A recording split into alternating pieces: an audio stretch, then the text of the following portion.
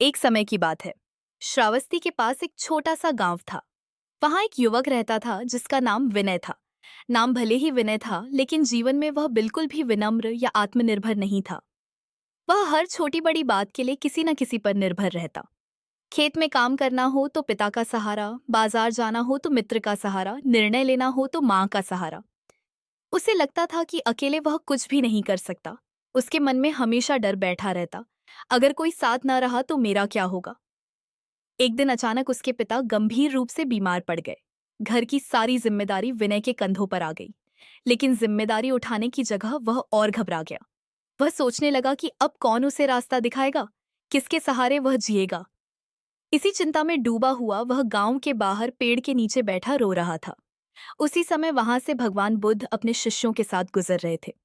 उन्होंने विनय को रोते देखा। बुद्ध उसके पास जाकर शांत स्वर में बोले, वत्स, तुम्हारे आंसू किस बात के हैं? विनय ने सिर उठाया और बोला, भगवन, मैं अकेला पड़ गया हूँ। मेरे पिता बीमार हैं, मुझे कुछ समझ नहीं आता, मैं बिना सहारे नहीं जी सकता। बुद्ध मुस्कुराए।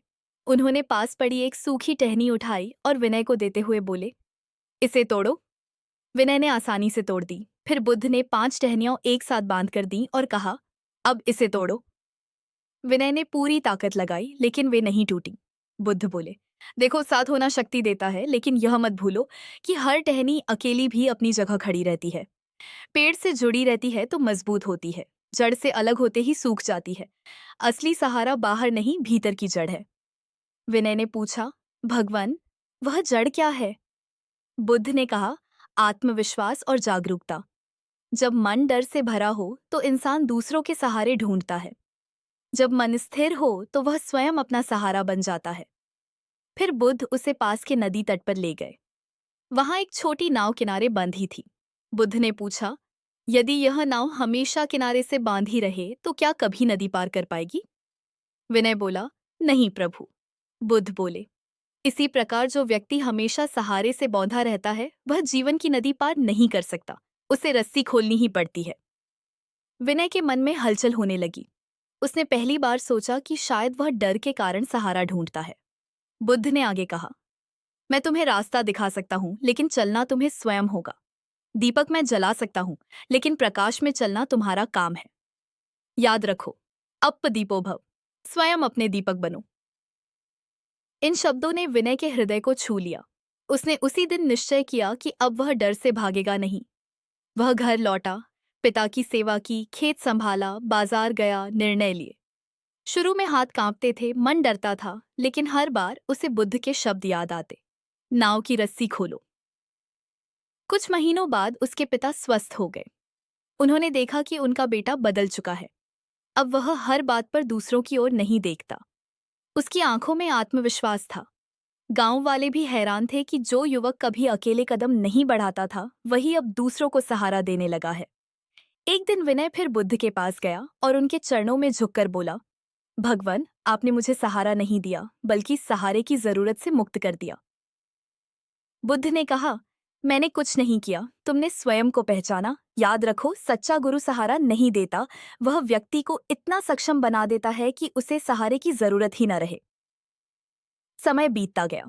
विनय का जीवन एक उदाहरण बन गया। जब भी गांव में कोई युवा डरता या घबराता, लोग कहते, विनय से मिलो। वह सबको यही कहता, जब तक तुम खुद पर भरोसा नहीं करोगे, दुनिया का कोई सहारा तुम्हें मजबूत नहीं बना सकता। कहानी का सार यही है, सहारा बुरा नहीं है, लेकिन उस पर निर्भर रहना कमजोरी है। माता पिता, मित्र, गुरु, ये सब मार्गदर्शक हैं, लेकिन जीवन की राह खुद चलनी पड़ती है। जिस दिन इंसान यह समझ लेता है कि उसका सबसे बड़ा सहारा उसका अपना साहस है, उसी दिन से उसका जीवन बदल जाता है। और यही शिक्षा बुद्ध ने दी, बाहर सहारा मत खोजो, अपने भीतर की शक्ति को जगाओ।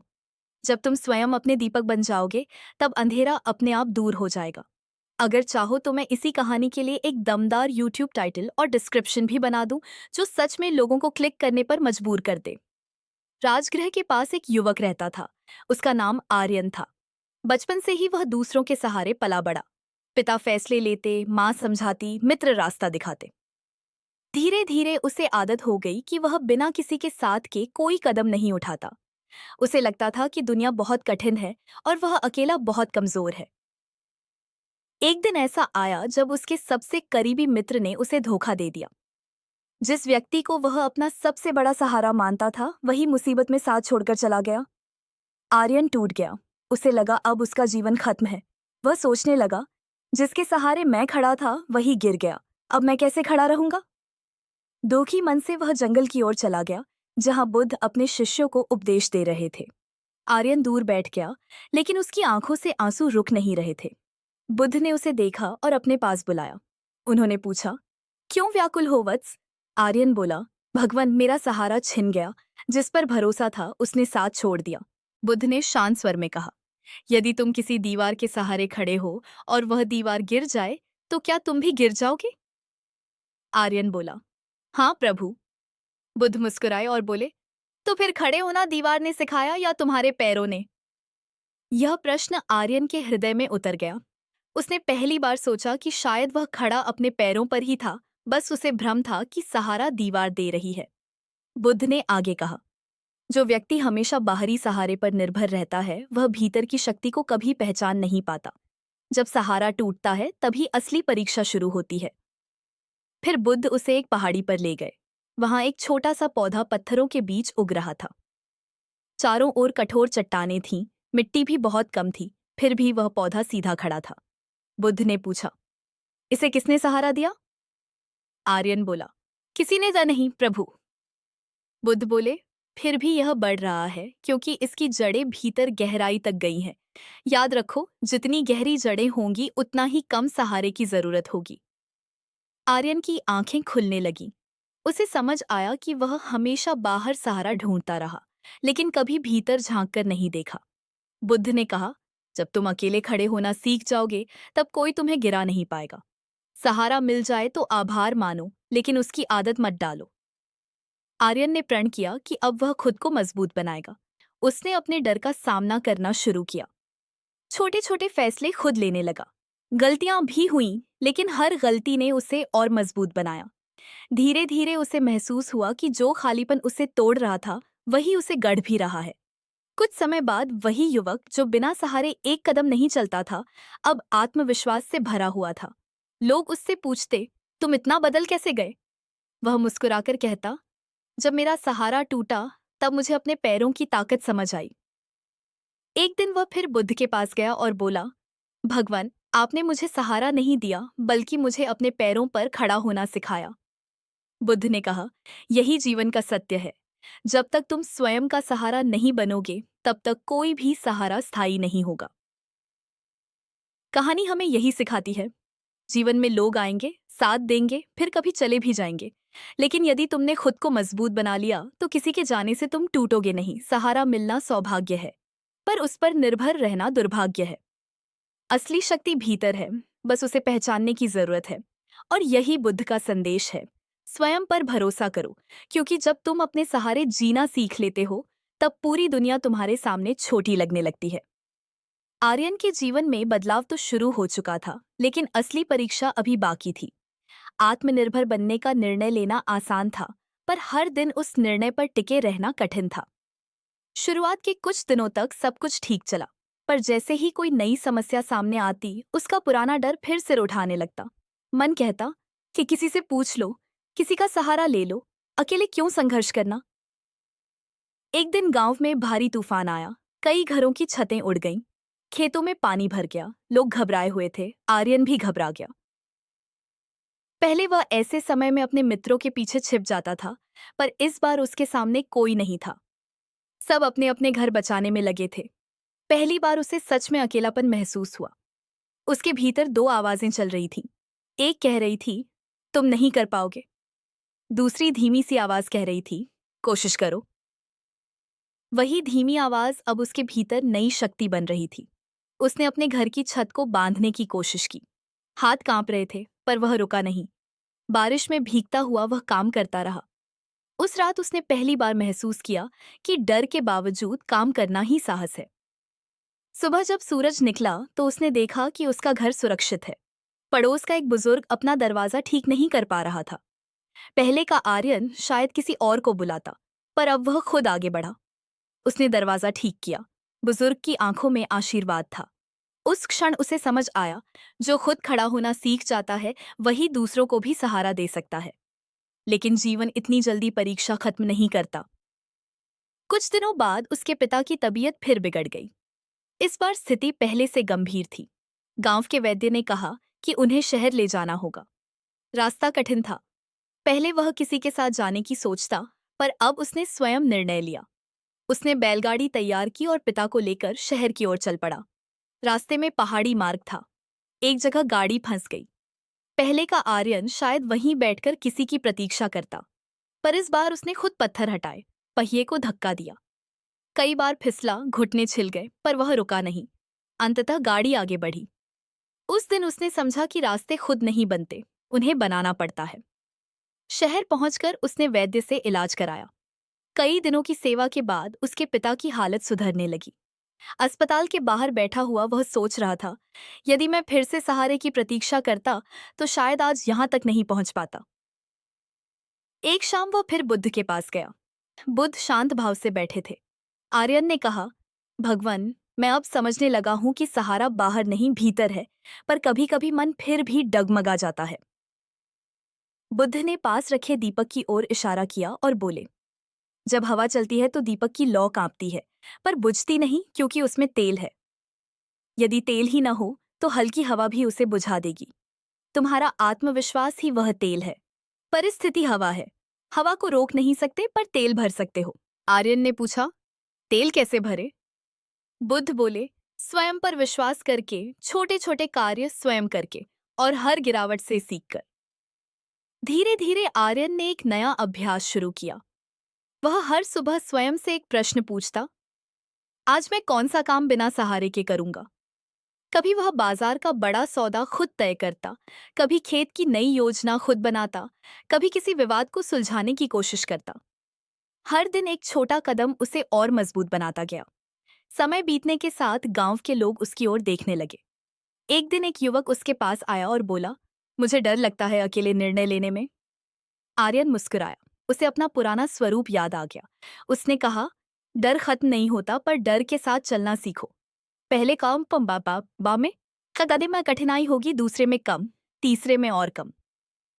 वह युवक बोला, अगर मैं गिर गया तो? आर्यन ने उत्तर दिया, तो उठना सीख जाओगे। गिरना कमजोरी नहीं, उठने से इनकार करना कमजोरी है। धीरे धीरे आर्यन गांव का मार्गदर्शक बन गया, पर उसने कभी यह नहीं कहा कि उसे किसी की जरूरत नहीं। उसने बस इतना सीखा था कि जरूरत और निर्भरता में अंतर होता है। सहारा मिल जाए तो धन्यवाद, पर सहारे के बिना भी चलना आना चाहिए। एक दिन बुद्ध ने अपने अंतिम उपदेशों में कहा, स्वयं को अपना दीपक बनाओ। जब यह वचन आर्यन ने सुना तो उसकी आंखें नम हो गईं। उसे समझ आया कि गुरु का कार्य पकड़कर चलाना नहीं, बल्कि छोड़कर भी चलना सिखाना है। वर्षों बाद जब बुद्ध इस संसार से विदा हुए, कई शिष्य टूट गए, पर आर्यन शांत था। उसने आंखें बंद कीं और कहा, उन्होंने हमें सहारा नहीं, साहस दिया है। उनका शरीर गया है, पर शिक्षा भीतर जीवित है। समय के साथ आर्यन वृद्ध हुआ। एक दिन उसके पास उसका पुत्र आया और बोला, पिता, मुझे डर लगता है कि आपके बिना मैं कैसे जीऊंगा। आर्यन मुस्कुराया। उसने वही प्रश्न दोहराया जो कभी बुद्ध ने उससे पूछा था, यदि दीवार गिर जाए तो क्या तुम भी गिर जाओगे या अपने पैरों पर खड़े रहोगे? उसने अपने पुत्र से कहा, मैं तुम्हारा सहारा नहीं, तुम्हारा अभ्यास हूं। यदि मैं चला जाऊं और तुम खड़े रहो, तभी समझूंगा कि मैंने तुम्हें सही शिक्षा दी। जीवन का चक्र पूरा हो रहा था। जो कभी दूसरों के सहारे जीता था, वही अब दूसरों को सहारे से मुक्त कर रहा था। उसने अंत में यही कहा, अकेलापन डरावना नहीं है, वह तुम्हें तुम्हारी असली ताकत से मिलवाता है। कहानी का सार और गहरा है। जब तक हम किसी के सहारे खड़े हैं, तब तक हमें अपनी ताकत का अंदाजा नहीं होता। जैसे ही सहारा हटता है, या तो हम गिरते हैं या उड़ना सीखते हैं। चुनाव हमारा है। सच्ची स्वतंत्रता तब आती है जब हम यह स्वीकार कर लेते हैं कि कोई भी हमारे जीवन की जिम्मेदारी नहीं उठाएगा। गुरु मार्ग दिखा सकता है, परिवार साथ दे सकता है, मित्र प्रेरणा दे सकते हैं, पर चलना हमें ही है। और जब इंसान यह सीख जाता है कि मैं अकेला नहीं, मैं पर्याप्त हूँ, आर्यन के जीवन में अब स्थिरता आ चुकी थी, पर भीतर की यात्रा अभी भी जारी थी। आत्मनिर्भर बनना एक घटना नहीं, एक निरंतर अभ्यास है। यह बात वह धीरे धीरे समझ रहा था। कई बार उसे लगता कि अब वह पूरी तरह मजबूत हो चुका है, लेकिन जीवन हर बार उसे नई परिस्थिति में डाल देता, जहां उसे फिर से खुद को साबित करना पड़ता। एक वर्ष गांव में भयंकर सूखा पड़ा। खेत सूख गए, कुएं का पानी कम हो गया। लोग परेशान थे। कुछ लोग शहर जाने की सोचने लगे। गांव में भय का वातावरण था। ऐसे समय में लोग किसी नेता, किसी बड़े व्यक्ति, किसी चमत्कार की प्रतीक्षा करते हैं। सबकी नजरें आर्यन पर टिक गईं। आर्यन के भीतर फिर हलचल हुई। क्या मैं सच में सबकी मदद कर पाऊंगा? उसने स्वयं से पूछा। फिर उसे बुद्ध की बात याद आई। दीपक कांपता है पर बुझता नहीं। उसने तय किया कि वह डर को निर्णय नहीं लेने देगा। उसने गांव के लोगों को इकट्ठा किया। बोला, यदि हम किसी बाहरी सहायता की प्रतीक्षा करेंगे तो देर हो जाएगी। हमें खुद उपाय ढूंढना होगा। उसने पहाड़ियों से वर्षा जल को रोकने के लिए छोटे छोटे बांध बनाने का सुझाव दिया। शुरू में लोग संदेह में थे। क्या यह काम करेगा? कुछ ने पूछा। पहले का आर्यन शायद दूसरों की राय पर रुक जाता, पर अब उसने शांत स्वर में कहा, कोशिश किए बिना परिणाम नहीं मिलते। गांव के युवाओं ने काम शुरू किया। पत्थर जोड़े गए, मिट्टी डाली गई, छोटे जलाशय बनाए गए। मेहनत कठिन थी। कई बार लोग थक जाते। आर्यन भी थकता, पर वह रुकता नहीं। उसने सीखा था, नेतृत्व का अर्थ आदेश देना नहीं, आगे चलकर उदाहरण देना है। कुछ सप्ताह बाद हल्की बारिश हुई। लोगों ने देखा कि पानी रुक रहा है। कुआं का स्तर थोड़ा थोड़ा बढ़ने लगा। गांव में आशा लौट आई। उस दिन आर्यन ने महसूस किया कि आत्मनिर्भर व्यक्ति केवल अपना जीवन नहीं बदलता, वह समुदाय को भी बदल सकता है। लेकिन असली परीक्षा अभी भी बाकी थी। एक रात वह अकेले बैठा आकाश देख रहा था। मन में एक प्रश्न उठा, क्या आत्मनिर्भर होना मतलब अकेले रहना है? उसे लगा कि कहीं वह कठोर तो नहीं हो गया, कहीं वह भावनाओं से दूर तो नहीं जा रहा। अगले दिन वह एक वृद्ध साधु से मिला। साधु ने उसकी आंखों में प्रश्न पढ़ लिया। बोले, तुम्हें क्या चिंता है? आर्यन ने कहा, मैंने सहारे से मुक्त होना सीखा है, पर कभी कभी डर लगता है कि कहीं मैं दूसरों को दूर तो नहीं कर रहा। साधु मुस्कुराए। सहारा लेना और प्रेम करना अलग बात है। निर्भरता कमजोरी है, पर संबंध शक्ति है। अंतर समझो, आत्मनिर्भर बनो, पर हृदय खुला रखो। यह वाक्य उसके भीतर गहराई तक उतर गया। उसने समझा, अकेले चलना सीखना जरूरी है, पर दूसरों को साथ चलने देना भी उतना ही जरूरी है। समय बीता। आर्यन का पुत्र अब युवा हो चुका था। उसने अपने पिता से पूछा, यदि सबको खुद ही चलना है तो गुरु की क्या जरूरत? आर्यन ने उत्तर दिया, गुरु दिशा देता है, सहारा नहीं। जैसे सूर्य प्रकाश देता है, पर चलना हमें होता है। उसने अपने पुत्र को एक दिन नदी किनारे ले जाकर कहा, आज तुम अकेले इस नदी को पार करो। पुत्र डर गया। बोला, आप साथ रहिए। आर्यन मुस्कुराया, मैं किनारे खड़ा हूं, पर तैरना तुम्हें होगा। पुत्र ने डरते हुए पानी में कदम रखा। कुछ देर वह घबराया, पर फिर संतुलन बना लिया। जब वह पार पहुंचा, उसके चेहरे पर गर्व था। आर्यन ने कहा, देखो, मैं यहां था, पर सहारा नहीं बना। यही जीवन का सत्य है। वर्षों के अभ्यास ने उसे भीतर से इतना स्थिर कर दिया था कि अब विपत्ति उसे डगमगाती नहीं थी। एक बार डाकुओं का एक समूह गांव में आया। लोग घबरा गए। आर्यन ने घबराहट नहीं फैलाई। उसने शांतिपूर्वक गांव वालों को संगठित किया। सामूहिक रूप से खड़े हुए लोगों को देखकर डाकू बिना नुकसान पहुंचाए लौट गए। उस रात उसने सोचा, जब व्यक्ति खुद खड़ा होता है तो डर भागता है, जब समाज खुद खड़ा होता है तो अन्याय भागता है। धीरे धीरे उसका नाम दूर दूर तक फैल गया। लोग उसे गुरु कहने लगे, पर वह हर बार कहता, मैं गुरु नहीं, अनुभव हूं। मैं गिरा हूं, इसीलिए खड़ा होना सीखा है। एक दिन एक युवक ने पूछा, अगर सब सहारे छोड़ दें तो क्या हम कठोर नहीं हो जाएंगे? आर्यन ने उत्तर दिया, सहारा छोड़ो, संवेदनशीलता नहीं। निर्भरता छोड़ो, करुणा नहीं। अपने पैरों पर खड़े हो जाओ ताकि दूसरों को उठाने की ताकत आ सके। उसने अपने जीवन के अंतिम वर्षों में एक बात बार बार दोहराई, डर तब तक बड़ा है जब तक तुम भाग रहे हो। जैसे ही तुम मुड़कर उसका सामना करते हो, वह छोटा पड़ जाता है। छोटा पड़ जाता है। अंततः वह दिन आया जब आर्यन वृद्ध हो गया। शरीर कमजोर था, पर मन स्थिर। उसके चारों ओर गांव के लोग थे। किसी ने पूछा, आपका सबसे बड़ा सहारा कौन था? वह मुस्कुराया और बोला, मेरा साहस, और वह भी मुझे तब मिला जब मेरे सारे सहारे छिन गए। उसने अंतिम शब्दों में कहा, यदि मैं चला जाऊं और तुम मजबूत रहो, तभी समझना कि मेरी शिक्षा सफल हुई। किसी को इतना मजबूत बनाओ कि वह तुम्हारे बिना भी चल सके। उसकी आंखें धीरे धीरे बंद हो गईं, पर उसके शब्द जीवित रहे। गांव के लोग अब किसी एक व्यक्ति पर निर्भर नहीं थे। वे संगठित थे, आत्मनिर्भर थे, जागरूक थे। कहानी यहीं समाप्त नहीं होती। हर उस व्यक्ति में जारी रहती है जो एक दिन यह निर्णय लेता है, मैं डर के सहारे नहीं, साहस के सहारे जीऊंगा। जीवन में सहारा मिलना सुंदर है। माता पिता, मित्र, गुरु, सब आशीर्वाद है। पर यदि हम उन पर टिककर ही खड़े रहें तो हम कभी अपनी ऊंचाई नहीं जान पाएंगे। जब सहारा हटता है तब जीवन हमें अवसर देता है, गिरने का या उड़ने का। चुनाव हर बार हमारा है, और यही शिक्षा है, स्वयं अपने दीपक बनो। जब भीतर प्रकाश चलता है तब बाहर का अंधेरा महत्व खो देता है। जब भीतर साहस जागता है तब अकेलापन भी मित्र बन जाता है। आर्यन के जाने के बाद गांव में एक अजीब सी शांति छा गई थी। लोग दुखी थे लेकिन टूटे नहीं थे। यही तो उसकी असली जीत थी। उसने लोगों को अपने सहारे जीना नहीं सिखाया था, उसने उन्हें खुद का सहारा बनना सिखाया था। कुछ महीने बाद गांव में एक नई समस्या आई। पास के राज्य का एक धनवान व्यापारी उस भूमि को खरीदना चाहता था जहां गांव के लोग खेती करते थे। उसने लालच दिया, तुम सब शहर चलो, मैं तुम्हें काम दूंगा, पक्के घर दूंगा। कुछ लोग डगमगाने लगे। शहर का सपना आकर्षक था, आसान जीवन का लालच बड़ा था। गांव के बीच सभा बुलाई गई। अब आर्यन नहीं था जो निर्णय देता। सबकी निगाहें उसके पुत्र की ओर थीं। वह भीतर से कांप रहा था। उसे लगा जैसे इतिहास दोहराया जा रहा है। कभी वह अपने पिता के बिना डरता था और आज पूरा गांव उसकी ओर देख रहा था। उस रात वह अकेला बैठा रहा। उसे अपने पिता की आवाज याद आई, दीवार गिर जाए तो अपने पैरों पर खड़े रहना।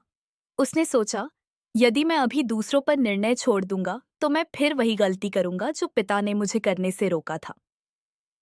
अगले दिन सभा में उसने कहा, हमें किसी के सहारे नहीं जाना है। यदि हमें आगे बढ़ना है तो अपने दम पर बढ़ेंगे। शहर जाना बुरा नहीं, पर मजबूरी में जाना कमजोरी है। उसने प्रस्ताव रखा कि गांव के लोग मिलकर अपनी उपज का व्यापार स्वयं करेंगे।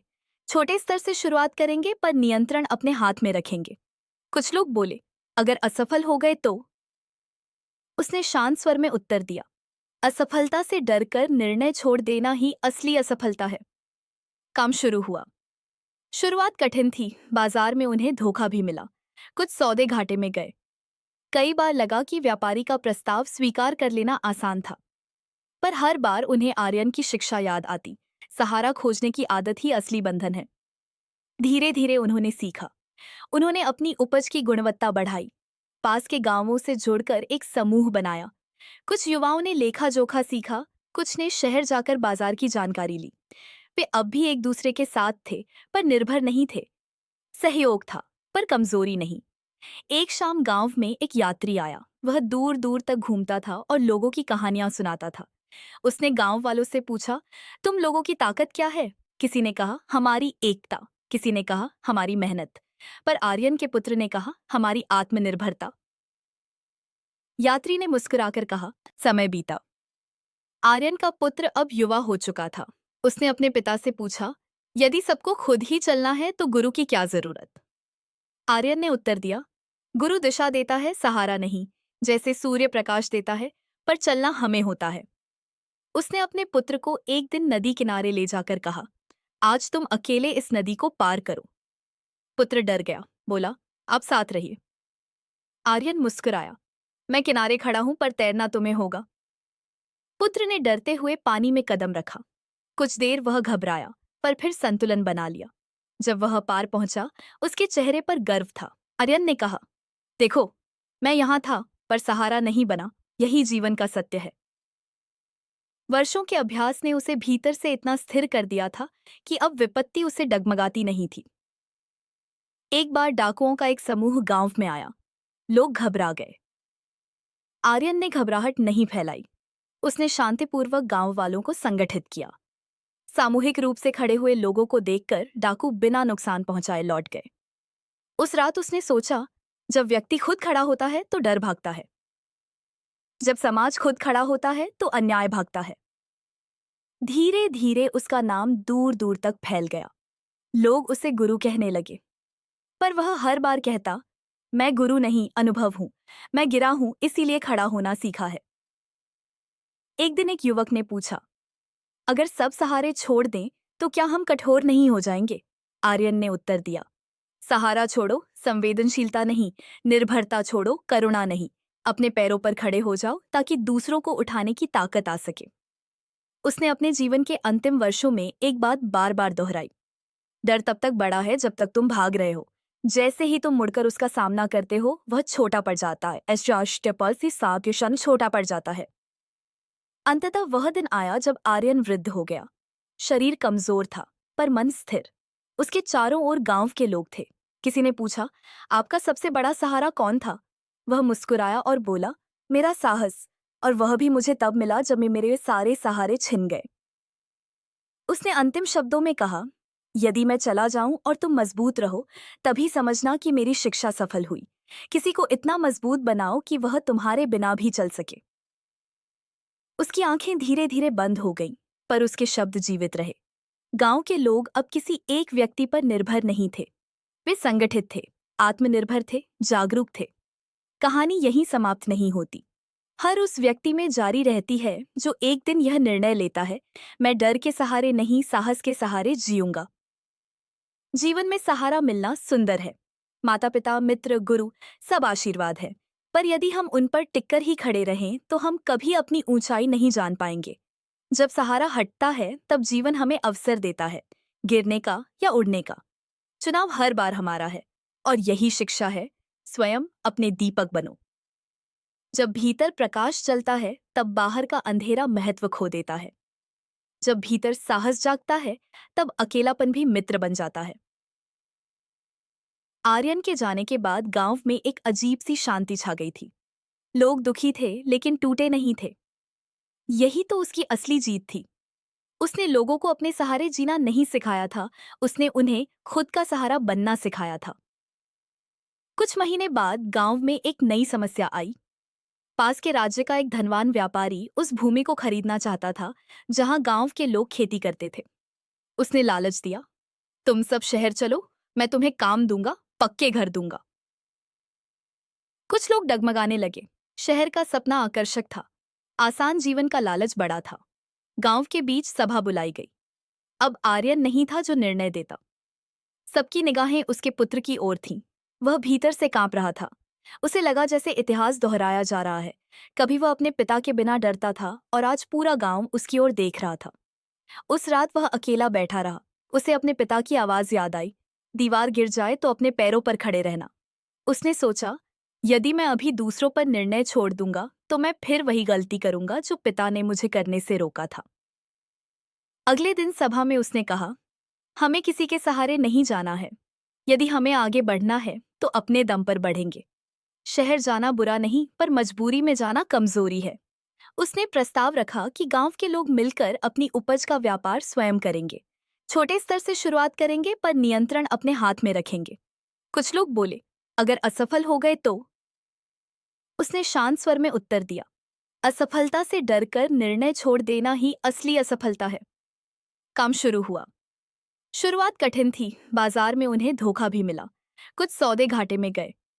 कई बार लगा कि व्यापारी का प्रस्ताव स्वीकार कर लेना आसान था, पर हर बार उन्हें आर्यन की शिक्षा याद आती, सहारा खोजने की आदत ही असली बंधन है। धीरे धीरे उन्होंने सीखा। उन्होंने अपनी उपज की गुणवत्ता बढ़ाई, पास के गांवों से जुड़कर एक समूह बनाया। कुछ युवाओं ने लेखा जोखा सीखा, कुछ ने शहर जाकर बाजार की जानकारी ली। वे अब भी एक दूसरे के साथ थे, पर निर्भर नहीं थे। सहयोग था, पर कमजोरी नहीं। एक शाम गांव में एक यात्री आया। वह दूर दूर तक घूमता था और लोगों की कहानियां सुनाता था। उसने गांव वालों से पूछा, तुम लोगों की ताकत क्या है? किसी ने कहा, हमारी एकता। किसी ने कहा, हमारी मेहनत। पर आर्यन के पुत्र ने कहा, हमारी आत्मनिर्भरता। यात्री ने मुस्कुराकर कहा, यह कहानी मैं आगे सुनाऊंगा। कुछ महीनों बाद वही यात्री कई गांवों में यह कथा सुनाने लगा। एक ऐसे गांव की कथा जिसने किसी बाहरी सहारे के बिना खुद को बदल दिया। जब उसने कथा सुनाई तो उसने कहा, यह कहानी मैंने हिंदी कहानी नाम से संजोई है ताकि लोग याद रखें कि असली ताकत भीतर होती है।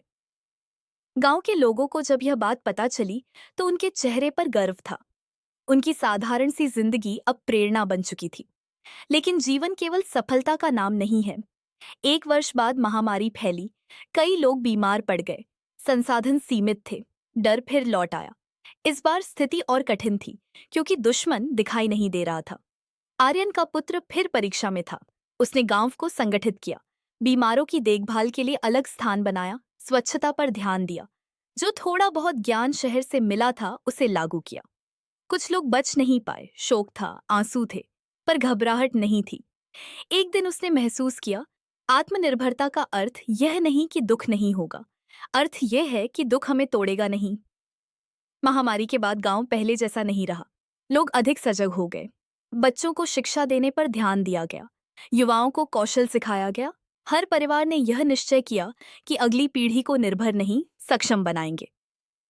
वर्षों बीते। आर्यन के पुत्र के बाल भी सफेद हो गए। एक दिन उसका अपना पुत्र उसके पास आया और बोला, पिताजी, आपने हमेशा कहा कि खुद पर भरोसा करो, पर क्या कभी आपको डर नहीं लगा?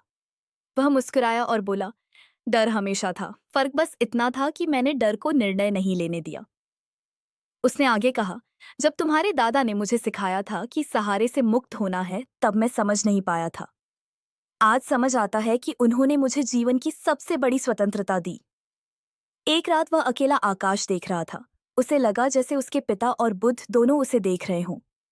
उसने मन ही मन कहा, आपने जो दीपक जलाया था वह अब भी जल रहा है। धीरे धीरे गांव समृद्ध हो गया। पर उन्होंने कभी यह नहीं कहा कि हमें किसी की जरूरत नहीं। उन्होंने यह कहा, जरूरत हो तो साथ चलो, पर खुद चलना मत भूलो। कहानी अब केवल एक व्यक्ति की नहीं रही। यह पीढ़ियों की कहानी बन गई। हर पिता अपने पुत्र से वही प्रश्न पूछता, यदि दीवार गिर जाए तो? और हर पुत्र जवाब देता, मैं अपने पैरों पर खड़ा रहूंगा। समय के साथ यह कथा दूर दूर तक फैल गई। लोग इसे सुनकर प्रेरित होते। कई जगह लोग अपने जीवन में बदलाव लाते। कोई नौकरी के डर से मुक्त होता, कोई संबंधों की निर्भरता से, कोई अपने भीतर के भय से। और हर बार जब यह कथा सुनाई जाती, अंत में एक ही संदेश दोहराया जाता, सहारा मिलना सौभाग्य है, पर सहारे पर टिके रहना दुर्भाग्य है। अपने भीतर की जड़ें मजबूत करो। जब जड़ें गहरी होंगी तो तूफान भी तुम्हें गिरा नहीं पाएगा। अंततः यही सत्य है। जीवन में गुरु मिलेंगे, मित्र मिलेंगे, परिवार मिलेगा, पर सबसे लंबा साथ तुम्हारा साहस देगा। जब सब छूट जाएं, तब भी यदि तुम स्वयं के साथ खड़े हो तो तुम कभी अकेले नहीं हो। और यही उस पूरी यात्रा का सार है। स्वयं अपना दीपक बनो, स्वयं अपना सहारा बनो, स्वयं अपना मार्ग बनो। गांव अब बदल चुका था, लेकिन समय कभी स्थिर नहीं रहता। नई पीढ़ी बड़ी हो रही थी। जिन बच्चों ने आर्यन और उसके पुत्र की कहानियां सुनकर आंखें खोली थीं, अब वे युवा बन चुके थे। उनके सामने दुनिया पहले से बड़ी थी। पास के नगर में नए व्यापार, नई शिक्षा, नए अवसर खुल रहे थे। कुछ युवाओं के मन में प्रश्न उठने लगे, क्या आत्मनिर्भरता का अर्थ यही गांव तक सीमित रहना है, या हम दुनिया में जाकर भी अपने सहारे जी सकते हैं? एक युवक था, नाम था विवेक। वह आर्यन की परंपरा से प्रेरित था, पर उसके भीतर एक बेचैनी थी। वह दूर जाना चाहता था, सीखना चाहता था, बड़ा काम करना चाहता था। एक दिन उसने सभा में कहा, हमने खुद को संभालना सीख लिया है, पर क्या हम दुनिया में जाकर भी वही कर सकते हैं? कुछ बुजुर्ग डर गए। बोले, बाहर की दुनिया खतरनाक है। विवेक मुस्कुराया, डर तो हर जगह है, पर हमने डर से भागना नहीं, उसका सामना करना सीखा है। उसके शब्दों में वही आत्मविश्वास था जो कभी आर्यन के भीतर जागा था। अंततः तय हुआ कि कुछ युवा नगर जाएंगे, व्यापार और शिक्षा सीखेंगे, और फिर वापस आकर गांव को और मजबूत बनाएंगे। विवेक नगर पहुंचा। वहां की चमक दमक अलग थी। लोग तेज थे, प्रतिस्पर्धा तीव्र थी। पहले ही महीने उसे धोखा मिला। जिस व्यापारी पर उसने भरोसा किया, उसने लाभ का हिस्सा नहीं दिया। विवेक का मन डगमगाया। उसे लगा, शायद गांव ही ठीक था।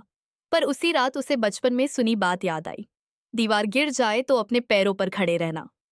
उसने तय किया कि वह शिकायत नहीं करेगा, बल्कि सीखेगा। उसने व्यापार के नियम समझे, लेखा जोखा सीखा।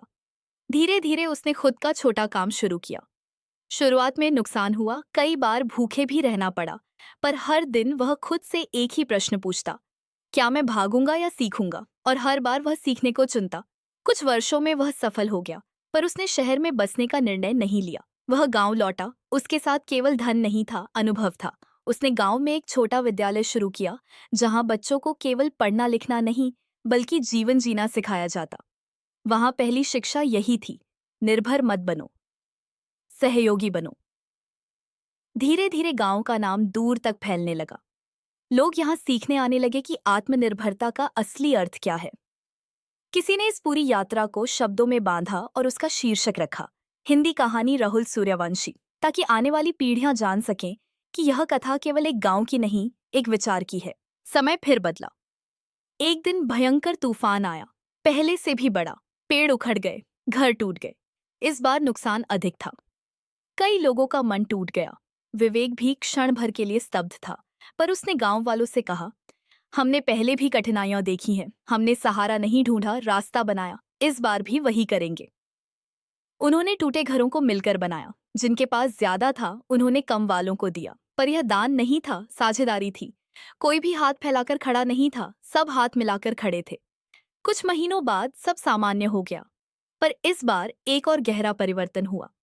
गांव के लोगों ने यह समझ लिया कि आत्मनिर्भरता केवल आर्थिक नहीं, मानसिक और भावनात्मक भी होती है। उन्होंने ध्यान, संवाद और शिक्षा को जीवन का हिस्सा बना लिया। हर सप्ताह सभा होती, जहां लोग अपनी गलतियां और सीख साझा करते। एक दिन एक छोटा बालक सभा में खड़ा हुआ और बोला, अगर हम सब अपने सहारे हैं, तो क्या हमें कभी मदद नहीं मांगनी चाहिए? सभा में सन्नाटा छा गया। विवेक मुस्कुराया। उसने कहा, मदद मांगना कमजोरी नहीं है, पर मदद पर टिके रहना कमजोरी है। जैसे बीज को अंकुर बनने में मिट्टी और पानी की जरूरत होती है, पर अंत में उसे खुद जड़ें बनानी पड़ती हैं। यह उत्तर सबके हृदय में उतर गया। वर्षों बाद विवेक वृद्ध हुआ। उसने अपने जीवन की यात्रा को देखा, डर, असफलता, सीख, सफलता, तूफान, पुनर्निर्माण। उसने महसूस किया कि सबसे बड़ा परिवर्तन बाहरी नहीं, भीतर हुआ था। उसने अंतिम सभा में कहा, हमारी सबसे बड़ी जीत यह नहीं कि हमने कठिनाइयां जीती, हमारी सबसे बड़ी जीत यह है कि हमने खुद को जीता। जब भीतर का डर छोटा हो जाता है, तब बाहर की दुनिया भी छोटी लगने लगती है। उसके शब्दों के बाद लंबी शांति छाई रही। वह शांति भय की नहीं, समझ की थी। कहानी अब भी समाप्त नहीं होती, क्योंकि हर पीढ़ी में कोई न कोई विवेक जन्म लेता है, जो दुनिया को देखना चाहता है। हर पीढ़ी में कोई न कोई बालक प्रश्न पूछता है, और हर पीढ़ी में वही उत्तर दोहराया जाता है, स्वयं अपना दीपक बनो। आज भी यदि उस गांव में जाओ तो लोग कहते हैं, हमने सहारे का इंतजार करना छोड़ दिया है, हम रास्ता बनाते हैं। और यही इस पूरी कथा का सार है। जब इंसान यह स्वीकार कर लेता है कि जीवन की जिम्मेदारी उसकी अपनी है, तब वह किसी पर दोष नहीं डालता, वह शिकायत नहीं करता, वह प्रयास करता है। सहारा सुंदर है पर स्थायी नहीं, साहस कठिन है पर अमर है। यदि कभी जीवन में तुम्हें लगे कि तुम अकेले हो, तो इस कथा को याद करना। अकेलापन शत्रु नहीं है, वही तुम्हें तुम्हारी शक्ति से मिलवाता है। जब सब दूर हो जाते हैं, तब तुम स्वयं के सबसे निकट होते हो। और जब तुम स्वयं के निकट हो जाते हो, तब तुम्हें किसी बाहरी सहारे की आवश्यकता नहीं रहती। यही स्वतंत्रता है, यही आत्मबल है, यही जीवन की असली विजय है। विवेक के जाने के बाद गांव फिर एक नए मोड़ पर था। अब वहां आत्मनिर्भरता पर आधारित व्यवस्था थी, पर समय के साथ नई चुनौतियां जन्म ले रही थीं। दुनिया बदल रही थी। पास के नगर में मशीनें आ गई थीं, बड़े व्यापारी आ गए थे और छोटे काम धीरे धीरे खत्म हो रहे थे। गांव के कुछ युवाओं ने कहा, अगर हम बदलेंगे नहीं तो पीछे रह जाएंगे। सभा बुलाई गई। इस बार बोलने के लिए एक युवती खड़ी हुई। उसका नाम था आशा।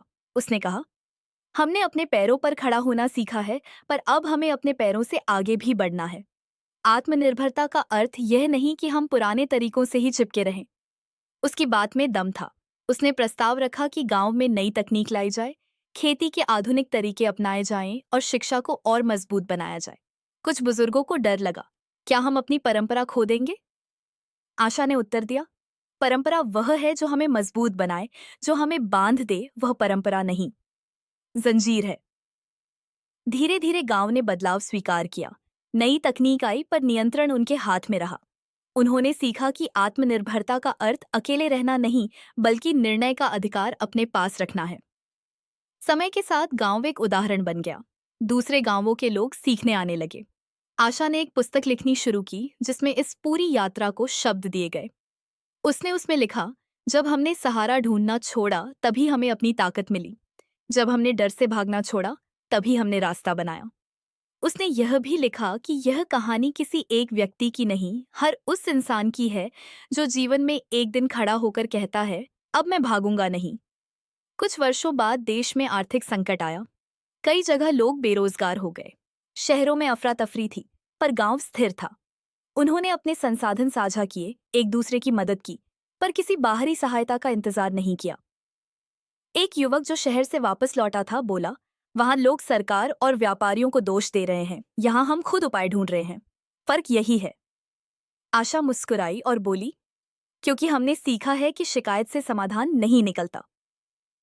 धीरे धीरे इस गांव की चर्चा दूर तक फैल गई। कुछ लोग इसे आदर्श मानते, कुछ इसे जिद्दी कहते, पर सच्चाई यह थी कि उन्होंने एक सरल नियम अपना लिया था। निर्णय हमारा होगा, परिणाम हमारा होगा। एक दिन आशा के पास एक बच्ची आई और बोली, दीदी, क्या कभी ऐसा समय आएगा जब हमें डर नहीं लगेगा?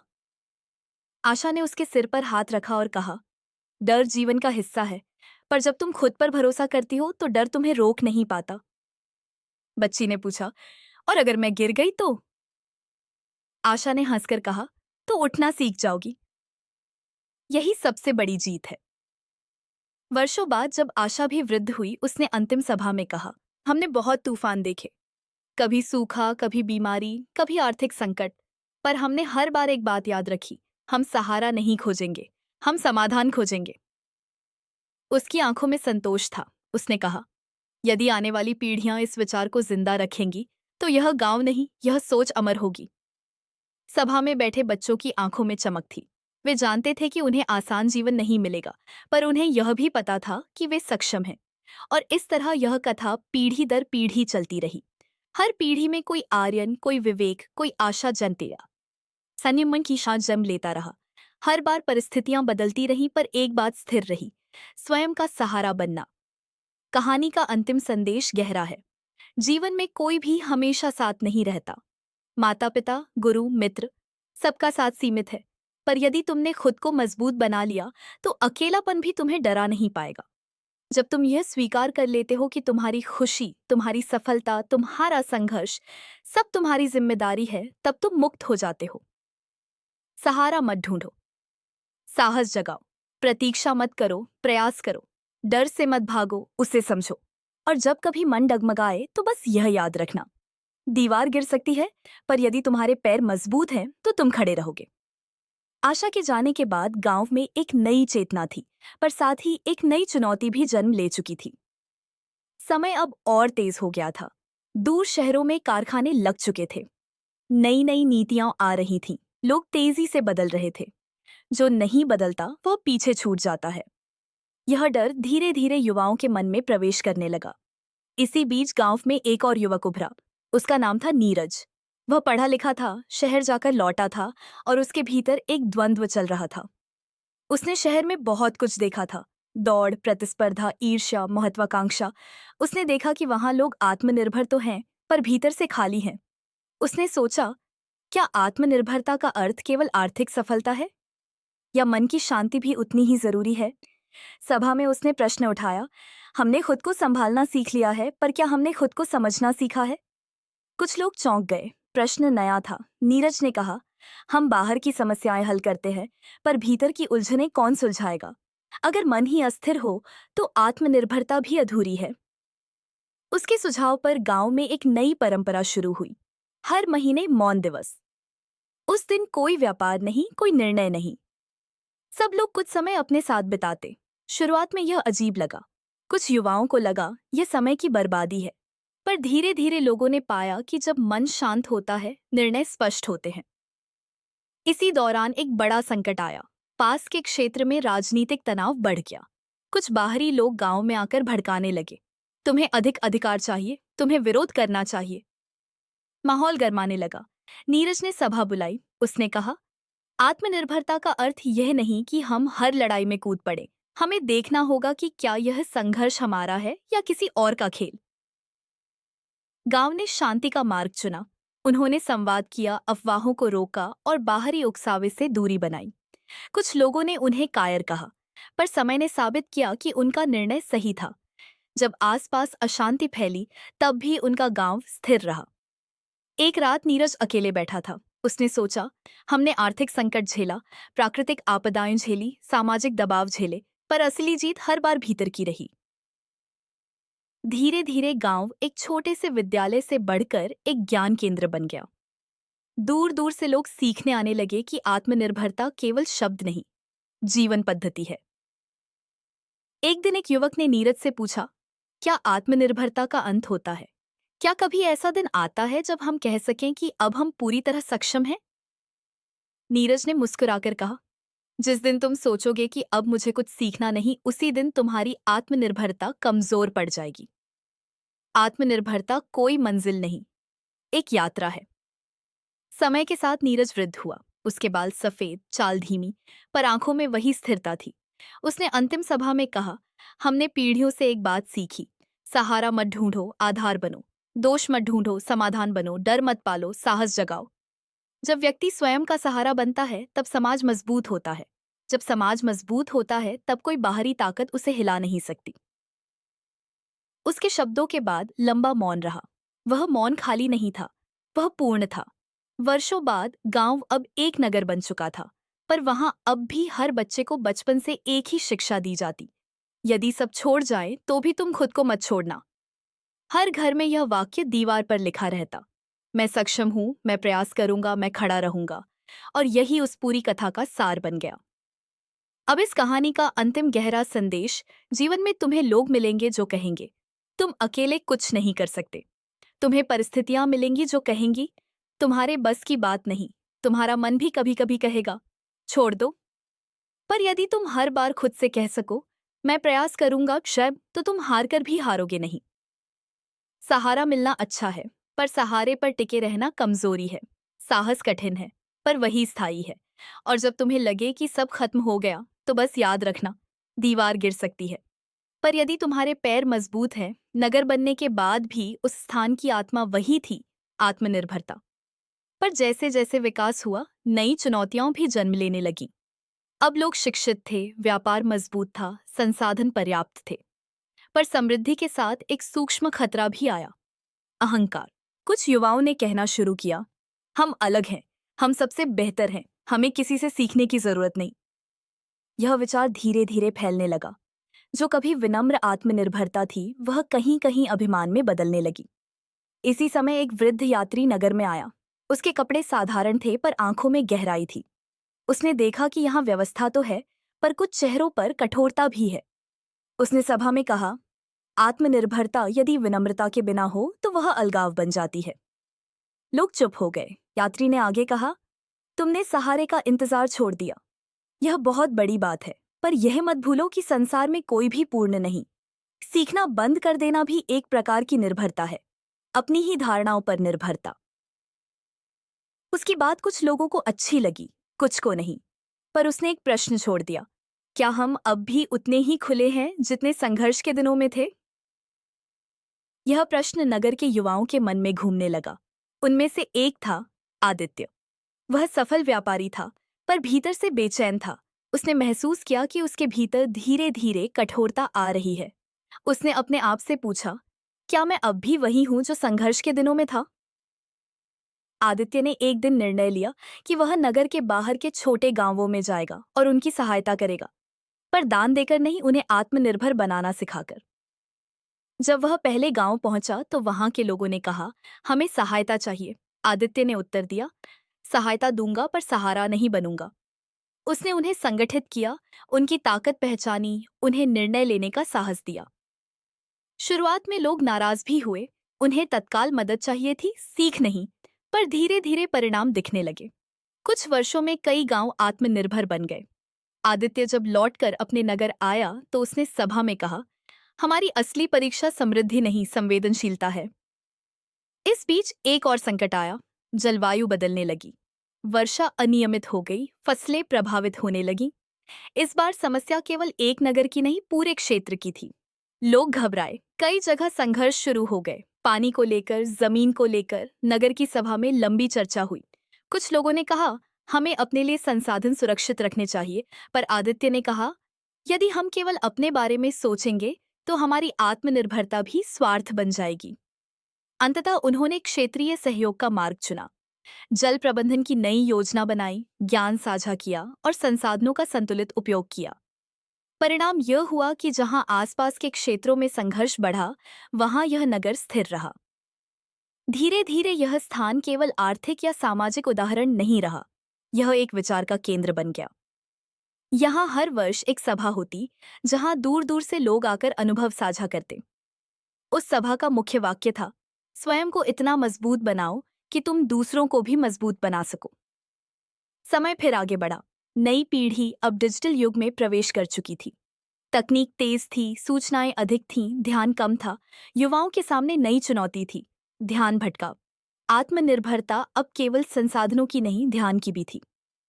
एक युवा छात्रा मीरा नेसा ने सभा में कहा, हम बाहर की दुनिया से जुड़े हैं, पर क्या हम खुद से जुड़े हैं?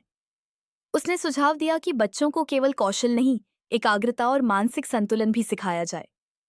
धीरे धीरे शिक्षा में यह जोड़ा गया, ध्यान, आत्मचिंतन, संवाद। मीरा ने एक दिन कहा, जब मन बिखरा होता है तब व्यक्ति दूसरों की राय पर निर्भर हो जाता है। जब मन स्थिर होता है तब वह स्वयं निर्णय लेता है। यह बात गहरी थी। आत्मनिर्भरता का नया अर्थ सामने आया, स्वतंत्र विचार। अब नगर में यह शिक्षा दी जाने लगी कि हर सूचना को स्वीकार मत करो, सोचो, परखो, समझो।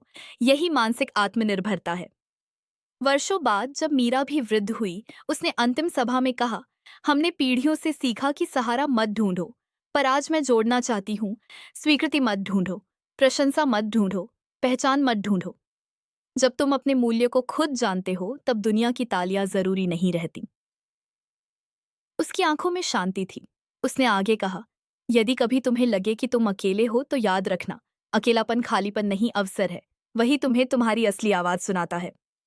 सभा में बैठे युवाओं के चेहरों पर गंभीरता थी। उन्होंने समझ लिया कि यह यात्रा कभी समाप्त नहीं होगी, और इस तरह यह कथा पीढ़ी दर पीढ़ी चलती रही। कभी आर्यन, कभी विवेक, कभी आशा, कभी नीरज, कभी आदित्य, कभी मीरा। नाम बदलते रहे पर शिक्षा एक ही रही, सहारे का इंतजार मत करो, स्वयं आगे बढ़ो। डर को निर्णय मत लेने दो, अहंकार को जड़ मत बनने दो, सीखना बंद मत करो।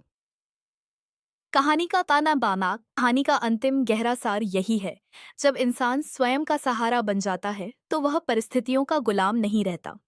जब समाज स्वयं का सहारा बन जाता है तो वह अन्याय से नहीं डरता। और जब मन स्वयं का सहारा बन जाता है तो वह अकेलेपन से नहीं डरता। जीवन में तूफान आएंगे, लोग जाएंगे, समय बदलेगा। पर यदि भीतर दीपक जल रहा है तो अंधेरा कभी स्थायी नहीं होगा। समय बीतता गया और वह नगर, जो कभी एक छोटा सा आत्मनिर्भर गांव था, अब दूर दूर तक उदाहरण बन चुका था। लेकिन हर उपलब्धि अपने साथ एक नई परीक्षा लेकर आती है। समृद्धि के साथ सुविधा आई, सुविधा के साथ धीरे धीरे आलस्य, और आलस्य के साथ एक अदृश्य निर्भरता। इस बार किसी व्यक्ति पर नहीं, बल्कि आराम पर।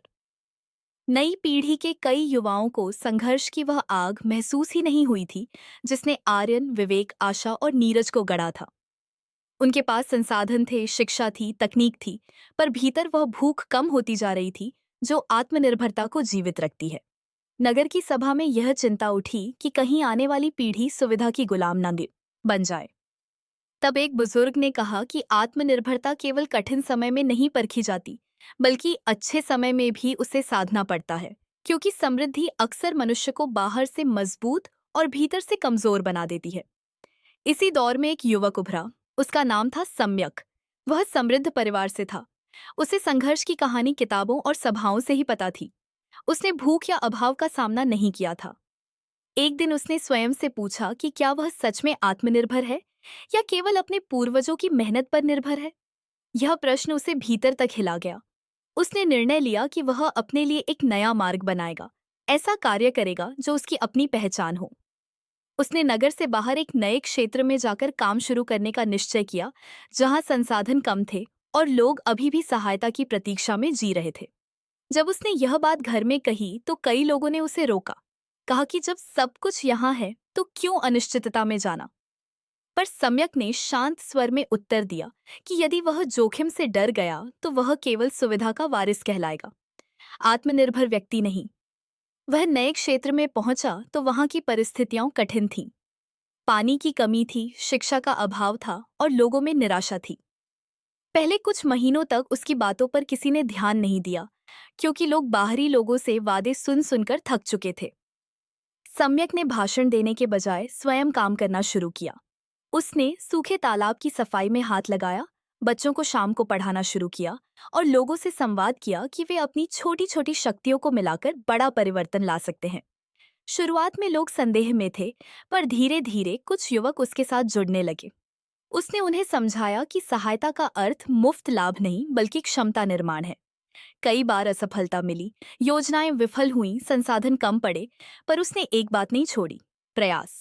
उसे अपने पूर्वजों की वह सीख याद थी कि सहारा मत ढूंढो, आधार बनो। समय के साथ वहां बदलाव आने लगा। लोगों ने वर्षा जल संग्रह की छोटी व्यवस्था बनाई, बच्चों के लिए एक कक्ष बनाया और स्थानीय कारीगरों को संगठित किया। परिवर्तन धीमा था पर स्थायी था। सम्यक ने महसूस किया कि आत्मनिर्भरता केवल विचार नहीं, धैर्य की परीक्षा है। जब वह कई वर्षों बाद अपने नगर लौटा तो उसके चेहरे पर थकान भी थी और संतोष भी। सभा में उसने कहा कि आत्मनिर्भरता का सबसे बड़ा शत्रु भय नहीं बल्कि सुविधा है, क्योंकि भय हमें लड़ना सिखाता है पर सुविधा हमें सोना सिखाती है। उसके शब्दों ने नई पीढ़ी को झकझोर दिया। इसी बीच दुनिया में एक और बड़ा परिवर्तन आया। तकनीक ने जीवन को पूरी तरह बदल दिया। लोग अब निर्णय लेने से पहले दूसरों की राय, स्क्रीन की सूचना और भीड़ की स्वीकृति देखने लगे। नगर के युवाओं में भी यह प्रवृत्ति आने लगी। वे अपने विचार से अधिक बाहरी मान्यता पर निर्भर होने लगे। तब सभा में यह प्रश्न उठा कि क्या डिजिटल युग में भी आत्मनिर्भरता संभव है? एक विदुषी महिला ने कहा कि अब आत्मनिर्भरता का अर्थ केवल आर्थिक या सामाजिक स्वतंत्रता नहीं, बल्कि विचारों की स्वतंत्रता है। यदि हम हर निर्णय भीड़ की राय पर आधारित करेंगे तो हम फिर से निर्भर हो जाएंगे, भले ही वह निर्भरता अदृश्य हो। इसीलिए शिक्षा में एक नया अध्याय जोड़ा गया, स्वतंत्र चिंतन। बच्चों को सिखाया जाने लगा कि हर सूचना को सत्य मानने से पहले परखो, हर सलाह को स्वीकारने से पहले सोचो और हर निर्णय से पहले अपने अंतर्मन की आवाज सुनो। धीरे धीरे नगर में एक नई जागरूकता आई। लोग तकनीक का उपयोग करते थे पर उसके गुलाम नहीं थे। वे संवाद करते थे पर अपनी पहचान भी बनाए रखते थे। इस परिवर्तन ने आत्मनिर्भरता को एक नए स्तर पर पहुंचा दिया। वर्षों बाद जब सम्यक वृद्ध हुआ, उसने अंतिम सभा में कहा कि आत्मनिर्भरता की यात्रा कभी समाप्त नहीं होती, क्योंकि हर युग अपनी नई निर्भरताएं लेकर आता है। कभी व्यक्ति पर निर्भरता, कभी धन पर, कभी सत्ता पर, कभी सुविधा पर और अब मान्यता पर। उसने कहा कि यदि आने वाली पीढ़ी हर नई निर्भरता को पहचान कर उससे ऊपर उठना सीख जाएगी तो यह परंपरा जीवित रहेगी। उसने अपने शब्दों में यह भी जोड़ा कि असली शक्ति यह नहीं कि तुम कभी गिरो नहीं, बल्कि यह है कि हर गिरावट के बाद तुम्हें उठाने के लिए तुम्हें स्वयं की आवश्यकता कम पड़े। समय फिर आगे बढ़ा और नगर एक ज्ञान केंद्र बन गया। दूर दूर से लोग सीखने आते कि किस प्रकार एक विचार पीढ़ियों तक जीवित रह सकता है। वहां आने वाले आगंतुकों को एक ही संदेश दिया जाता, अपने जीवन की जिम्मेदारी स्वीकारो। यदि तुम असफल होते हो तो उसका कारण खोजो, दोष नहीं। यदि तुम सफल होते हो तो उसका श्रेय बांटो, अहंकार नहीं। यह संतुलन ही आत्मनिर्भरता का वास्तविक स्वरूप है। आने वाले वर्षों में कई और संकट आए, आर्थिक मंदी, प्राकृतिक आपदा, सामाजिक परिवर्तन, पर नगर ने हर बार एक ही सिद्धांत अपनाया, पहले स्वयं समाधान खोजो फिर सहयोग करो। इस संतुलन ने उन्हें मजबूत बनाए रखा। लोगों ने समझ लिया कि आत्मनिर्भरता का अर्थ अलगाव नहीं बल्कि सजगता है। सहयोग करो पर अपनी जड़ों को मत छोड़ो, सीखो पर अपनी समझ को मत खो, आगे बढ़ो पर अपनी पहचान को मत भूलो। कहानी की इस लंबी यात्रा में एक बात बार बार सामने आई कि व्यक्ति बदलता है, पीढ़ी बदलती है, परिस्थितियां बदलती हैं, पर जो स्थिर रहता है वह है निर्णय की जिम्मेदारी। जब तुम यह स्वीकार करते हो कि तुम्हारा जीवन तुम्हारे निर्णयों का परिणाम है, तब तुम किसी सहारे की प्रतीक्षा नहीं करते। तुम अवसर बनाते हो, तुम रास्ता खोजते हो, तुम गिरकर भी उठते हो। और अंत में यही सार बचता है कि आत्मनिर्भरता कोई एक घटना नहीं, बल्कि निरंतर अभ्यास है। यह मन की आदत है, विचार की स्वतंत्रता है, कर्म की जिम्मेदारी है। जब यह तीनों एक साथ मिलते हैं तो व्यक्ति भी मजबूत होता है और समाज भी। यही वह दीपक है जो पीढ़ी दर पीढ़ी जलता रहता है। चाहे कितनी ही आंधियां क्यों ना आईं, तो तुम फिर खड़े हो जाओगे। समय की धारा कभी रुकती नहीं स्कोथ। नगर की कहानी भी आगे बढ़ती रही। सम्यक के बाद एक नई पीढ़ी आई जिसने आत्मनिर्भरता को केवल एक परंपरा नहीं बल्कि जीवन का नियम बना लिया था। लेकिन हर नियम की तरह उसकी भी परीक्षा होना तय था। एक वर्ष ऐसा आया जब लगातार 3 मौसम खराब रहे। पहले वर्ष सूखा पड़ा, दूसरे वर्ष फसल पर कीटों का प्रकोप हुआ और तीसरे वर्ष बाजार में कीमतें गिर गईं। जिन लोगों ने वर्षों मेहनत कर समृद्धि पाई थी, वे फिर से चिंता में घिरने लगे। सभा बुलाई गई। लोगों की आंखों में वही प्रश्न था, अब क्या करें? इस बार सभा में युवाओं ने पहल की। उन्होंने कहा कि हम हर बार प्रकृति या बाजार को दोष नहीं दे सकते। हमें अपने तरीकों में बदलाव लाना होगा। कुछ ने सुझाव दिया कि नई तकनीक अपनाई जाए, कुछ ने कहा कि विविध फसलें बोई जाएं और कुछ ने कहा कि हमें अपने उत्पादों को सीधे ग्राहकों तक पहुंचाने का तरीका खोजना चाहिए। चर्चा लंबी चली, मतभेद भी हुए, पर एक बात स्पष्ट थी, कोई भी केवल शिकायत करने को तैयार नहीं था। यही आत्मनिर्भरता का पहला संकेत था। उन्होंने छोटे छोटे समूह बनाए। एक समूह ने जैविक खेती पर काम शुरू किया, दूसरे ने स्थानीय उत्पादों का ब्रांड बनाकर शहरों तक पहुंचाने की योजना बनाई, तीसरे ने कौशल प्रशिक्षण केंद्र खोला ताकि लोग केवल खेती पर निर्भर न रहें। शुरुआत में लाभ कम था, पर धीरे धीरे परिणाम दिखने लगे। लोगों ने समझा कि संकट स्थायी नहीं होता, पर प्रतिक्रिया स्थायी असर छोड़ती है। यदि प्रतिक्रिया डर से हो तो नुकसान बढ़ता है, और यदि समझ से हो तो अवसर बनता है। इसी दौरान नगर में एक और विचार जन्मा, मानसिक आत्मनिर्भरता। कई लोग बाहरी सफलता के बावजूद भीतर से अस्थिर थे। तुलना, ईर्ष्या और सोशल मीडिया की चमक ने मन में बेचैनी भर दी थी। एक शिक्षक ने कहा कि यदि मन स्थिर नहीं तो बाहरी आत्मनिर्भरता अधूरी है। इसीलिए विद्यालयों और सभाओं में ध्यान, संवाद और आत्मचिंतन को स्थान दिया गया। बच्चों को सिखाया गया कि असफलता अपमान नहीं, सीख है। सफलता घमंड नहीं, जिम्मेदारी है। धीरे धीरे यह समझ गहरी होती गई कि आत्मनिर्भरता का अर्थ अकेले चलना नहीं, बल्कि स्वयं को इतना सक्षम बनाना है कि आप दूसरों का सहारा बन सकें। नगर के कई युवक युवतियां बाहर पढ़ने गए पर वापस लौटे। उन्होंने कहा कि बाहर बहुत कुछ सीखा, पर जड़ों से जुड़कर ही अर्थ मिलता है। उन्होंने नई ऊर्जा के साथ स्थानीय उद्योग शुरू किए, पुस्तकालय खोले, स्वास्थ्य शिविर लगाए। एक दिन नगर में एक यात्री आया। उसने पूछा कि तुम्हारी सफलता का रहस्य क्या है? क्या तुम्हारे पास कोई गुप्त नीति है? लोगों ने मुस्कुराकर कहा कि रहस्य केवल इतना है कि हम हर पीढ़ी को जिम्मेदारी सौंपते हैं, सुविधा नहीं। हम बच्चों को तैयार करते हैं, उन्हें बचाकर नहीं रखते। हम उन्हें गिरने देते हैं पर सिखाते हैं कि उठना कैसे है। समय के साथ नगर का नाम दूर दूर तक फैल गया, पर उन्होंने कभी इसे गर्व का कारण नहीं बनने दिया। हर वर्ष एक दिन ऐसा रखा गया जब सभी लोग अपने अपने अनुभव साझा करते। उस दिन न कोई पद बड़ा होता, न कोई छोटा। हर व्यक्ति बताता कि उसने इस वर्ष क्या सीखा। किसी ने धैर्य सीखा, किसी ने सहयोग, किसी ने नेतृत्व और किसी ने विनम्रता। यह परंपरा उन्हें जमीन से जोड़कर रखती थी। कई वर्षों बाद जब नई पीढ़ी ने पूरी तरह नेतृत्व संभाल लिया, तो उन्होंने एक स्मारक बनाया। उस पर कोई नाम नहीं लिखा गया, केवल एक वाक्य अंकित था, निर्भरता परिस्थिति बनाती है, आत्मनिर्भरता भविष्य। यह वाक्य हर आने जाने वाले को याद दिलाता कि समृद्धि संयोग नहीं, संकल्प का परिणाम है। और इस तरह कहानी आगे बढ़ती रही। कोई अंतिम अध्याय नहीं आया, क्योंकि आत्मनिर्भरता की कहानी का अंत नहीं होता। हर नया जन्म, हर नई चुनौती, हर नया आज सीधे हर नया विचार इसे आगे बढ़ाता है। यह केवल नगर की कथा नहीं, हर उस व्यक्ति की कथा है जो अपने जीवन की जिम्मेदारी स्वीकार करता है। जब तक लोग अपने भीतर की शक्ति को पहचानते रहेंगे, यह यात्रा चलती रहेगी। नगर की कहानी यहीं समाप्त नहीं हुई, बल्कि समय के साथ वह और भी गहराती चली गई। नई पीढ़ी अब केवल आत्मनिर्भरता को व्यवहार में नहीं, बल्कि विचार में भी उतार चुकी थी। फिर भी जीवन की सबसे कठिन परीक्षा अभी बाकी थी। एक वर्ष ऐसा आया जब अचानक महामारी फैल गई। व्यापार रुक गया, विद्यालय बंद हो गए, लोग घरों में सीमित हो गए। बाहर का संसार जैसे ठहर गया। भय का वातावरण था, अनिश्चितता थी और भविष्य धुंधला दिखाई दे रहा था। शुरुआत में लोगों को लगा कि अब सब प्रयास व्यर्थ हो जाएंगे। जिन उद्योगों को खड़ा करने में वर्षों लगे थे, वे कुछ ही महीनों में कमजोर पड़ने लगे। कई परिवारों की आय रुक गई, लेकिन इस बार प्रतिक्रिया अलग थी।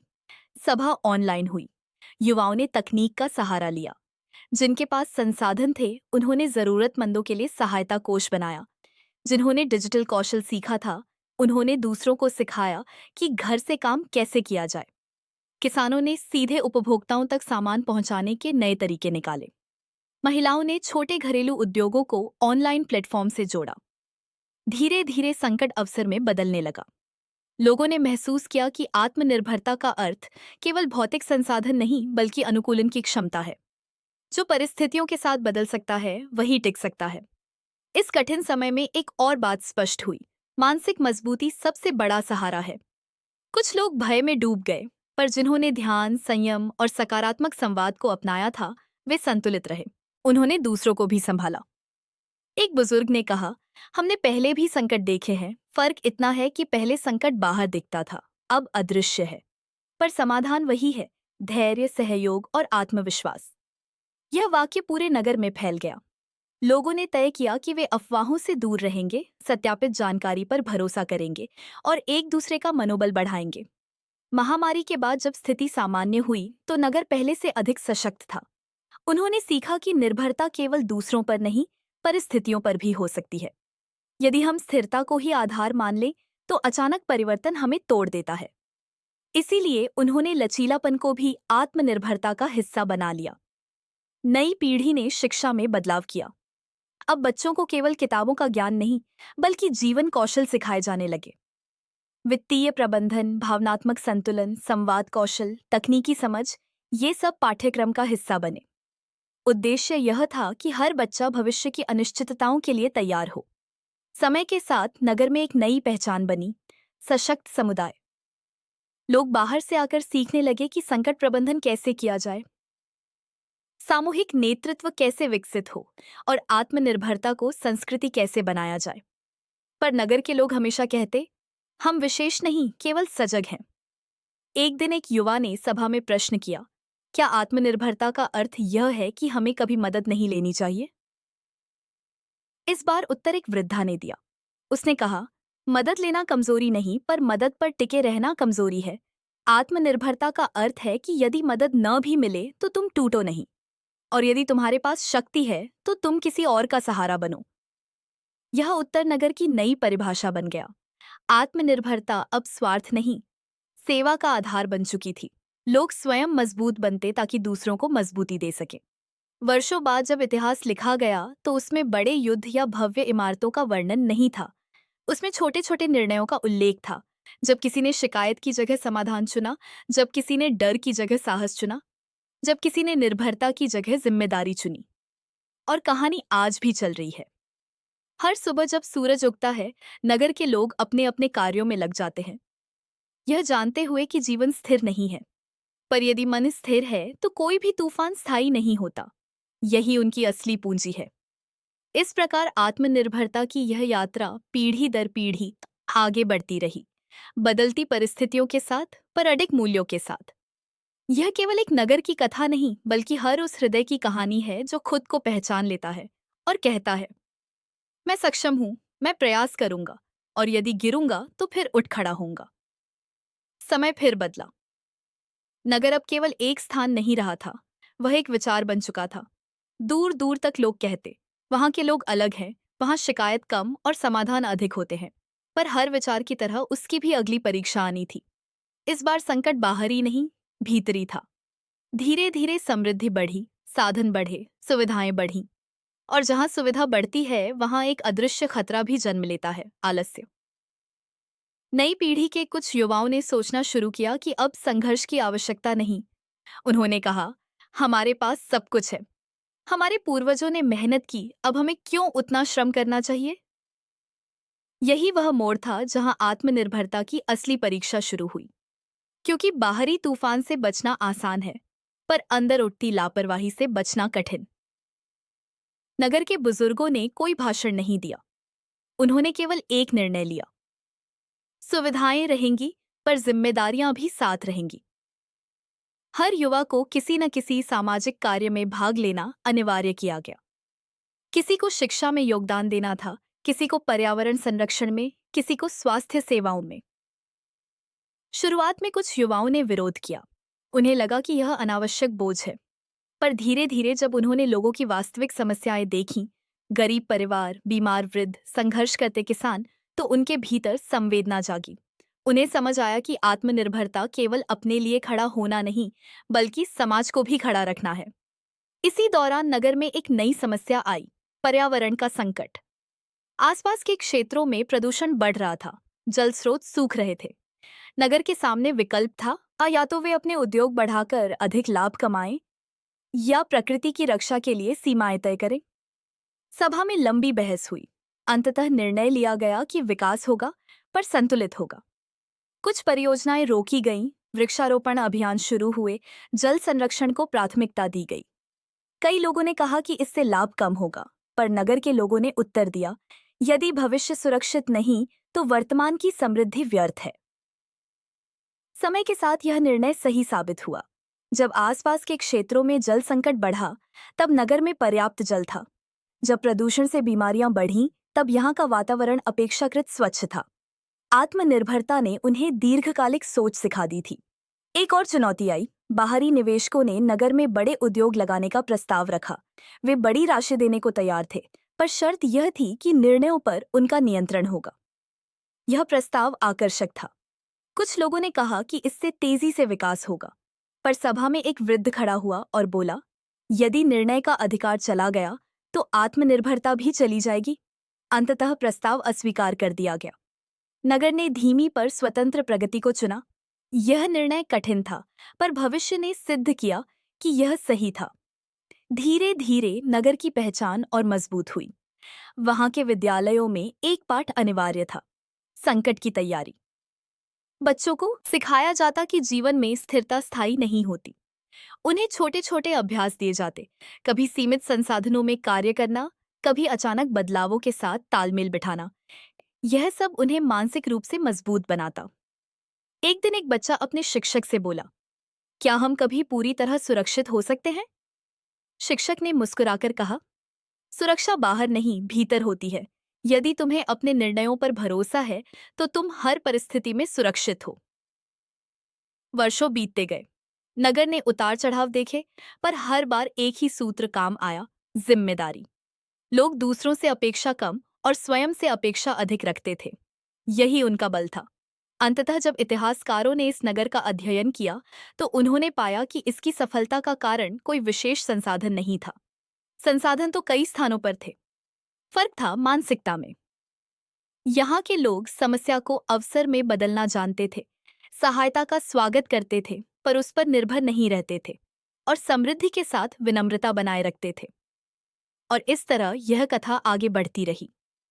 हर पीढ़ी ने पिछले अनुभवों से सीखा, पर अंधानुकरण नहीं किया। उन्होंने परंपरा को सम्मान दिया, पर आवश्यकता अनुसार परिवर्तन भी किया। यही जीवंतता थी। आज भी यदि कोई उस नगर में जाए तो उसे बड़े स्मारक नहीं दिखेंगे। उसे दिखेंगे सामान्य लोग जो अपने कार्य में लगे हैं, मुस्कुराते हुए, आत्मविश्वास के साथ। और यदि वह उनसे पूछे कि तुम्हारी सबसे बड़ी संपत्ति क्या है, तो वे कहेंगे, हमारा आत्मबल। क्योंकि अंततः यही सत्य है। बाहरी सहारे टूट सकते हैं, परिस्थितियां बदल सकती हैं, संसाधन समाप्त हो सकते हैं, पर यदि मन में विश्वास जीवित है तो हर पतन के बाद पुनः निर्माण संभव है। और कहानी अभी भी चल रही है, क्योंकि आत्मनिर्भरता का मार्ग अंतहीन है। हर सुबह एक नई शुरुआत है, हर चुनौती एक नया पाठ, और हर प्रयास एक नया समय की धारा फिर आगे बढ़ी। नगर अब केवल आत्मनिर्भर नहीं था, बल्कि आत्मजागरूक भी हो चुका था। लेकिन जीवन की सबसे गहरी परीक्षा तब आती है जब व्यक्ति या समाज स्वयं को पूर्ण समझने लगता है। धीरे धीरे नगर में एक सूक्ष्म अहंकार जन्म लेने लगा। हम अलग हैं, हम बेहतर हैं। यह अहंकार दिखाई नहीं देता था, पर व्यवहार में झलकने लगा। लोग अनजाने में दूसरों को कमतर समझने लगे। एक दिन सभा में एक यात्री आया। उसने नगर की प्रशंसा की, पर एक प्रश्न भी पूछा, यदि आप इतने आत्मनिर्भर हैं तो क्या आप किसी से सीखने के लिए तैयार हैं? यह प्रश्न साधारण था, पर गहरा था। सभा में मौन छा गया। लोगों ने महसूस किया कि आत्मनिर्भरता का अर्थ आत्ममुग्धता नहीं होना चाहिए।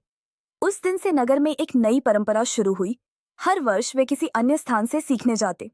वे किसानों से नई तकनीक सीखते, कारीगरों से नए कौशल, विद्वानों से नए विचार। उन्होंने स्वीकार किया कि आत्मनिर्भरता का अर्थ यह नहीं कि हमें किसी की आवश्यकता नहीं, बल्कि यह कि हम सीखने के लिए खुले हैं और निर्णय स्वयं लेते हैं। समय बीता। एक और चुनौती आई। नई तकनीक ने मानव श्रम को कम करना शुरू कर दिया। मशीनें तेज थीं, सटीक थीं और सस्ती भी। लोगों के सामने प्रश्न था, क्या हम सब कुछ मशीनों पर छोड़ दें या मनुष्य की भूमिका को नए रूप में परिभाषित करें?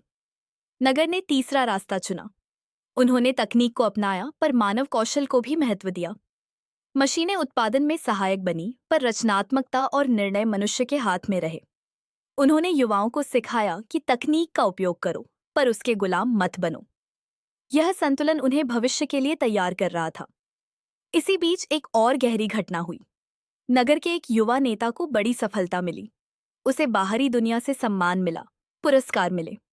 धीरे धीरे उसके भीतर भी अहंकार पनपने लगा। उसने निर्णय लेने में दूसरों की राय कम लेनी शुरू कर दी।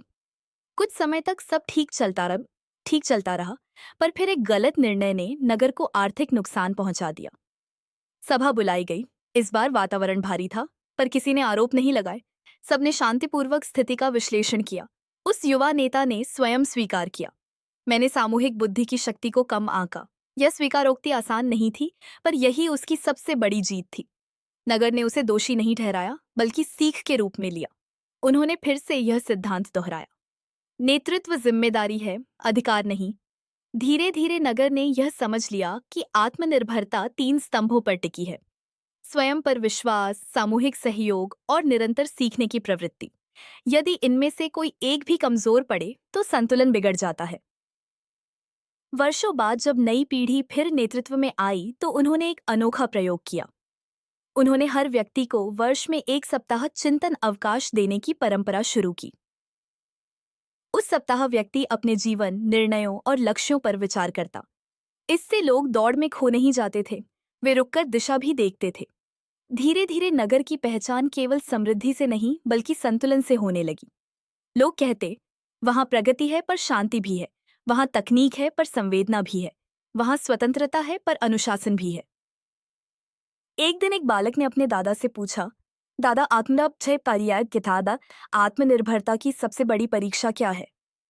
दादा ने उत्तर दिया, जब तुम्हें सब कुछ मिल जाए और फिर भी तुम विनम्र रहो, वही सबसे बड़ी परीक्षा है। और सच यही था।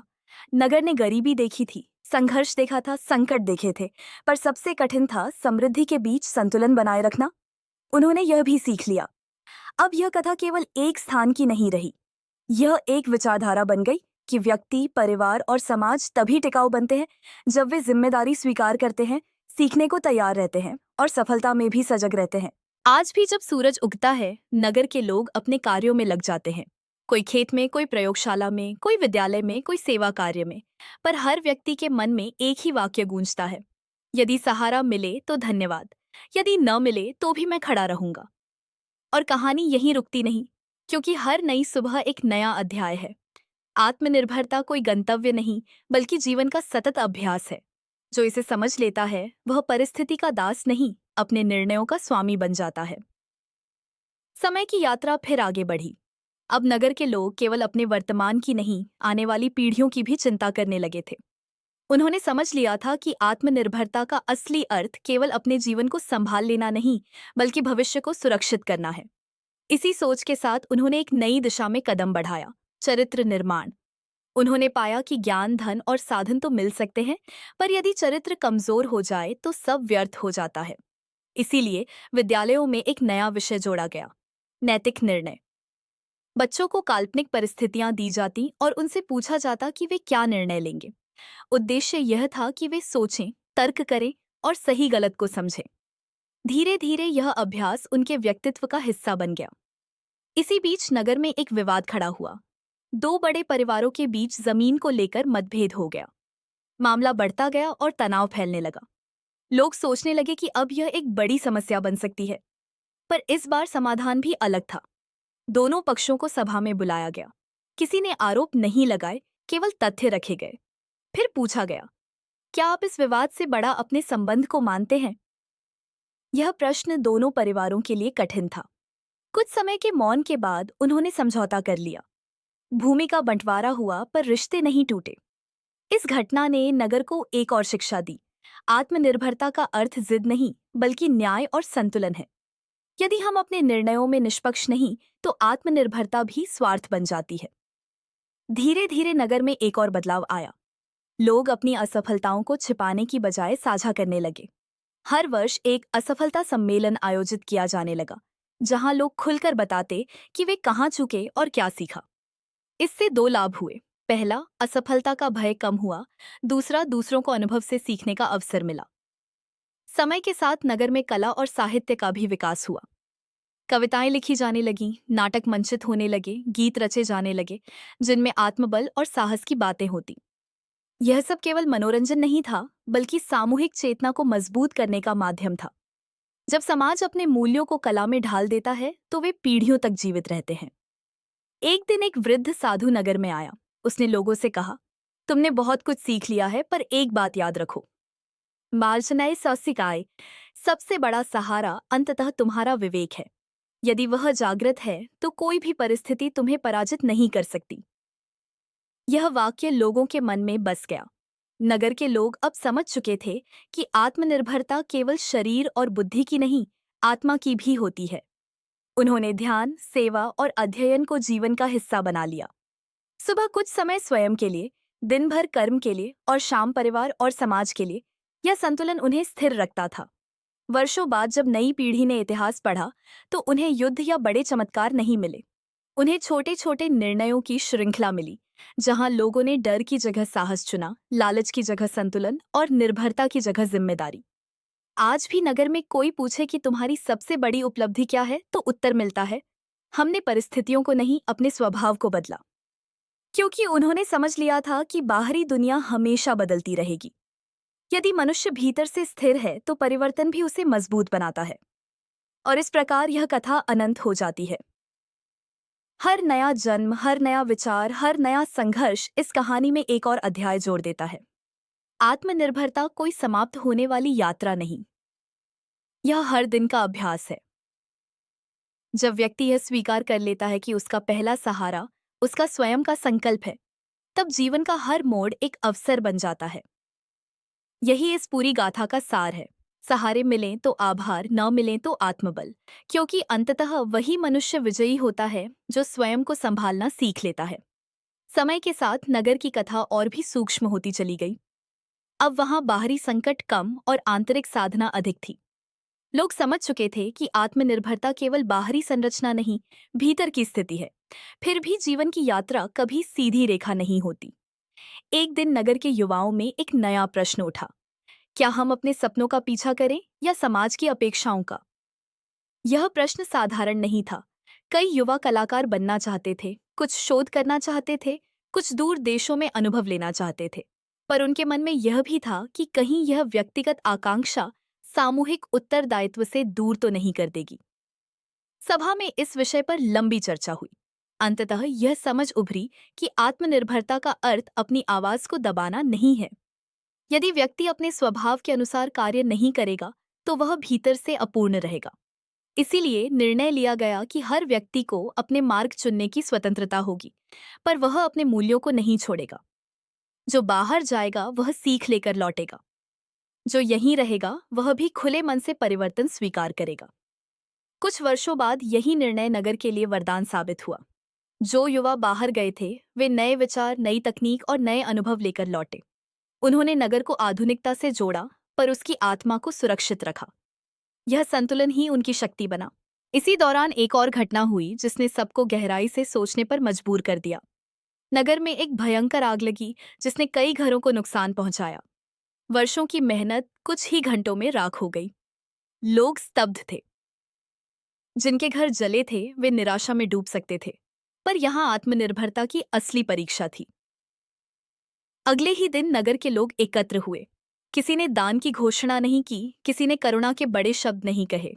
उन्होंने सीधे काम शुरू किया। जिसने जो खोया था वह अकेला नहीं था। सबने मिलकर अस्थायी आश्रय बनाए, भोजन की व्यवस्था की और कुछ ही महीनों में घर फिर खड़े हो गए। जिन परिवारों ने सब खो दिया था वे भी टूटे नहीं। उन्होंने कहा, घर जला है, हमारा साहस नहीं।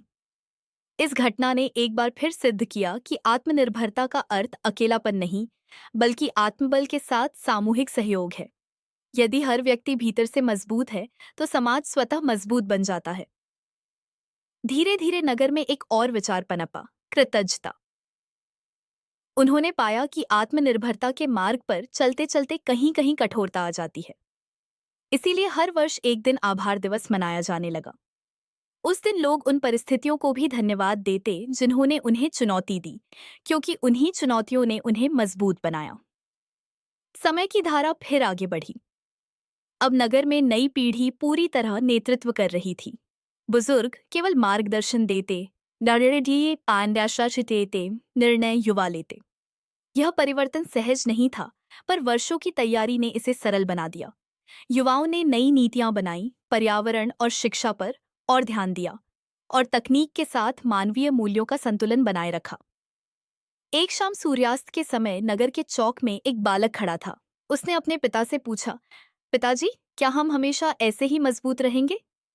पिता ने मुस्कुराकर कहा, मजबूती कोई स्थायी वस्तु नहीं, यह हर दिन अर्जित करनी पड़ती है। यदि हम सजग रहे तो रहेंगे, यदि हम ढीले पड़े तो खो देंगे। यही इस पूरी कथा का सार बन गया। आत्मनिर्भरता कोई उपलब्धि नहीं जिसे एक बार पा लिया जाए। यह हर दिन का अभ्यास है। जैसे शरीर को स्वस्थ रखने के लिए रोज प्रयास करना पड़ता है, वैसे ही आत्मबल को जीवित रखने के लिए भी निरंतर सजगता चाहिए। और इस तरह यह कहानी अंतहीन हो जाती है, क्योंकि हर व्यक्ति, हर परिवार, हर समाज को कभी न कभी यह प्रश्न पूछना पड़ता है, क्या मैं परिस्थिति का इंतजार करूंगा या स्वयं कदम उठाऊंगा? जो स्वयं कदम उठाता है वही अपने जीवन का निर्माता बनता है। नगर की यह गाथा किसी एक स्थान की नहीं, बल्कि हर उस हृदय की है जो यह निर्णय लेता है कि वह परिस्थितियों का शिकार नहीं, अपने कर्मों का स्वामी बनेगा। सहारे मिलें तो उनका सम्मान, पर यदि वे न मिलें तो भी संकल्प अडिग, क्योंकि अंततः वही व्यक्ति सच्चा विजेता है जो स्वयं को संभालना, गिरकर उठना और अंधकार में भी प्रकाश खोजना सीख लेता है। और कहानी अब भी चल रही है, क्योंकि जब तक मनुष्य जीता है तब तक आत्मनिर्भरता की यात्रा चलती रहती है। समय की धूप अब थोड़ी कोमल हो चुकी थी। नगर की गलियों में नई पीढ़ी के कदमों की आहट थी, पर उन कदमों में जल्दबाजी नहीं, सजगता थी।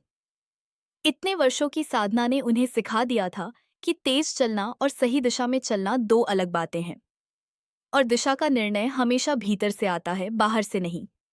एक दिन नगर में एक विचित्र घटना घटी। कुछ बाहरी लोग आए और उन्होंने लोगों से कहा, तुम लोग बहुत आदर्शवादी हो। दुनिया इतनी सरल नहीं है। यदि तुम थोड़ा समझौता कर लो, थोड़ा झुक जाओ, तो तुम्हें बहुत लाभ मिल सकता है। प्रस्ताव आकर्षक था, अधिक धन, अधिक सुविधाएं और तेज विकास। कुछ युवाओं के मन में हलचल हुई। क्या सच में वे बहुत सख्त हैं? क्या थोड़ा समझौता करने से कुछ बिगड़ जाएगा? सभा बुलाई गई। इस बार बहस पहले से भी अधिक गहरी थी। एक पक्ष कहता था कि समय के साथ चलना चाहिए, दूसरा कहता था कि मूल्यों से समझौता नहीं होना चाहिए। अंत में एक शांत स्वभाव की युवती उठी और बोली, प्रश्न यह नहीं कि हमें क्या मिलेगा, प्रश्न यह है कि हम क्या खो देंगे। उसके शब्दों ने वातावरण बदल दिया। सबने भीतर झांका।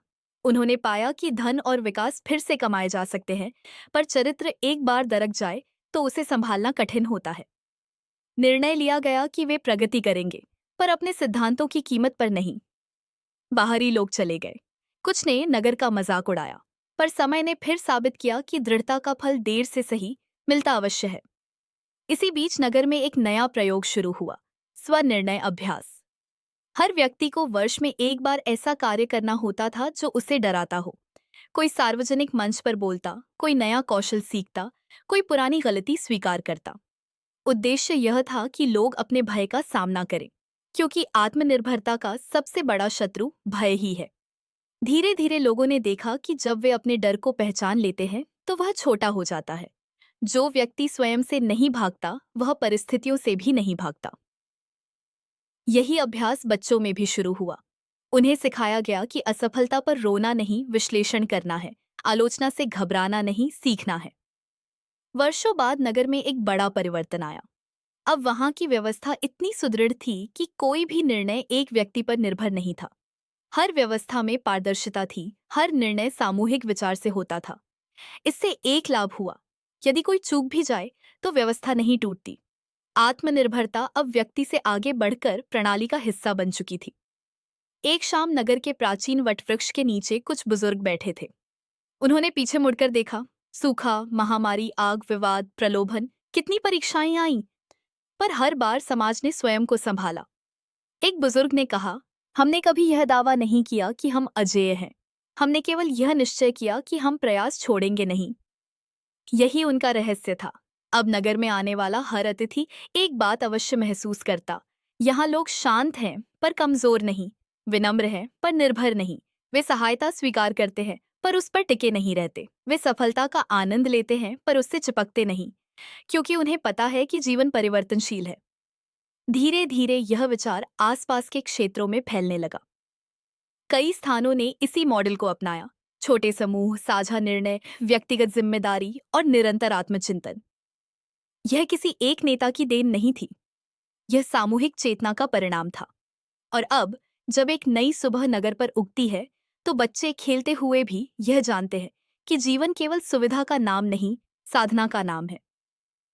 युवा अपने सपनों का पीछा करते हुए भी समाज से जुड़े रहते हैं। बुजुर्ग अनुभव बांटते हुए भी स्थिर सीखना नहीं छोड़ते। कथा का सार फिर से स्पष्ट होता है। सहारा मिल जाए तो आभार, न मिले तो आत्मबल। परिस्थिति अनुकूल हो तो विनम्रता, प्रतिकूल हो तो धैर्य। सफलता मिले तो सेवा, असफलता मिले तो सुधार। यही संतुलन आत्मनिर्भरता की आत्मा है। और कहानी यहीं समाप्त नहीं होती, क्योंकि हर हृदय में एक छोटा सा नगर बसता है, जहां निर्णय होते हैं, जहां डर उठते हैं, जहां साहस जन्म लेता है। यदि उस भीतर के नगर को हमने संभाल लिया, तो बाहरी दुनिया चाहे जैसी हो, हम खड़े रहेंगे। इसीलिए यात्रा जारी है, हर दिन, हर श्वास, हर निर्णय के साथ। आत्मनिर्भरता कोई गंतव्य नहीं, यह जीने का तरीका है। समय की नदी अब और भी शांत दिखाई देती थी, पर उसके भीतर गहराई पहले से अधिक थी। नगर ने बहुत कुछ देखा था, संघर्ष, समृद्धि, परीक्षा, प्रलोभन। पर अब एक नई चुनौती सामने थी, जो सबसे सूक्ष्म थी, उद्देश्य का प्रश्न। जब जीवन स्थिर हो जाता है, जब व्यवस्था मजबूत हो जाती है, तब मन पूछता है, अब आगे क्या। युवाओं के एक समूह ने सभा में यही प्रश्न रखा, क्या हम केवल अपने नगर को मजबूत बनाए रखें या अपने विचार को आगे फैलाएं? कुछ ने कहा कि हमें बाहर जाकर दूसरों को सिखाना चाहिए। कुछ ने कहा कि हर स्थान की अपनी परिस्थितियां होती हैं, हम किसी पर अपना तरीका नहीं थोप सकते। चर्चा लंबी चली। अंततः निर्णय हुआ कि वे उपदेश नहीं देंगे, उदाहरण देंगे। यदि कोई सीखना चाहे तो उनके द्वार खुले रहेंगे, पर वे किसी को बदलने का प्रयास नहीं करेंगे, क्योंकि आत्मनिर्भरता सिखाई नहीं जाती, जगाई जाती है। इसी दौरान नगर में एक वृद्ध महिला बीमार पड़ी, जिसने जीवन भर सेवा की थी। जब वह अंतिम समय में थी, तो उसने अपने परिवार से कहा, मैंने हमेशा यही चाहा कि तुम लोग मेरे बिना भी मजबूत रहो। यदि मेरी अनुपस्थिति तुम्हें तोड़ दे, तो मेरी शिक्षा अधूरी है। उसके शब्दों ने पूरे नगर को झकझोर दिया। उन्होंने महसूस किया कि सच्चा प्रेम भी आत्मनिर्भरता सिखाता है। जो अपने प्रियजनों को कमजोर बनाए रखता है, वह प्रेम नहीं, बंधन देता है। उसके निधन के बाद नगर ने एक नई परंपरा शुरू की। हर माता पिता अपने बच्चों को यह सिखाएंगे कि वे उनके बिना भी जीवन का सामना कर सकें। बच्चों को निर्णय लेने दिए जाते, गलतियां करने दी जाती और फिर समझाया जाता। इससे उनमें आत्मविश्वास आया। समय के साथ नगर में एक और विचार पनपा, आत्मिक स्वतंत्रता। लोगों ने समझा कि बाहरी आत्मनिर्भरता पर्याप्त नहीं, यदि मन इच्छाओं और भय का दास है। इसीलिए ध्यान, अध्ययन और मौन की परंपरा और गहरी हुई। लोग सप्ताह में एक दिन स्वयं के साथ समय बिताते। कोई नदी किनारे बैठता, कोई वटवृक्ष के नीचे, कोई अपने कमरे में। वे स्वयं से पूछते, क्या मैं अपने निर्णयों का स्वामी हूँ या भीड़ का अनुसरण कर रहा हूँ? धीरे धीरे यह आत्मचिंतन उनकी पहचान बन गया। निर्णय अब आवेग में नहीं, विवेक से होते। विवाद कम होने लगे क्योंकि लोग प्रतिक्रिया देने से पहले सोचते। एक दिन एक बालक ने अपने गुरु से पूछा, गुरुजी, यदि हम इतने मजबूत हैं तो क्या हमें कभी डर नहीं लगेगा? गुरु ने मुस्कुराकर कहा, डर लगेगा। साहस का अर्थ डर का अभाव नहीं बल्कि डर के बावजूद सही कदम उठाना है। यह उत्तर नगर की नई पीढ़ी के लिए दीपक बन गया। वर्षों बाद जब फिर एक कठिन समय आया, आर्थिक मंदी, बाहरी दबाव और सामाजिक बदलाव, तो नगर घबराया नहीं। उन्होंने पहले भी परिवर्तन देखे थे। उन्होंने अपनी आवश्यकताओं को सीमित किया, अनावश्यक खर्च घटाया और एक दूसरे का सहारा बने। पर इस बार सहारा मजबूरी नहीं, साझेदारी था। धीरे धीरे स्थिति सुधरी और एक बार फिर सिद्ध हुआ कि जिसने भीतर तैयारी की हो उसे बाहरी तूफान नहीं डिगा सकता। अब नगर की कहानी किसी पुस्तक में नहीं, लोगों के व्यवहार में लिखी जाती थी। वहां के बच्चे जब बड़े होते तो उन्हें कोई लंबा भाषण नहीं दिया जाता। उन्हें केवल एक वाक्य सिखाया जाता, यदि दुनिया तुम्हारे साथ हो तो अच्छा है, यदि न हो तो भी तुम पर्याप्त हो। और यही इस अंतहीन कथा का सार है। आत्मनिर्भरता का अर्थ अकेलापन नहीं, आत्मविश्वास है। इसका अर्थ कठोरता नहीं, संतुलन है। इसका अर्थ दूसरों को नकारना नहीं, स्वयं को पहचानना है। आज भी जब सूर्य अस्त होता है और आकाश लालिमा से भर जाता है, नगर के लोग दिन भर के कार्य के बाद शांत बैठते हैं। वे जानते हैं कि जीवन अनिश्चित है, पर उनका संकल्प स्थिर है। वे जानते हैं कि सहारे बदल सकते हैं, पर उनका आत्मबल नहीं। और कहानी फिर आगे बढ़ जाती है, क्योंकि हर रात के बाद एक नई सुबह होती है और हर सुबह एक नया अवसर। आत्मनिर्भरता की यह ज्योति पीढ़ी दर पीढ़ी जलती रहती है, कभी धीमी, कभी प्रखर, पर कभी बुझती नहीं। यात्रा जारी है। समय की चाल अब और भी सूक्ष्म हो चुकी थी। नगर के लोग समझ चुके थे कि बाहरी उपलब्धियां जितनी बड़ी दिखती हैं, भीतर की जीत उससे कहीं अधिक मूल्यवान होती है।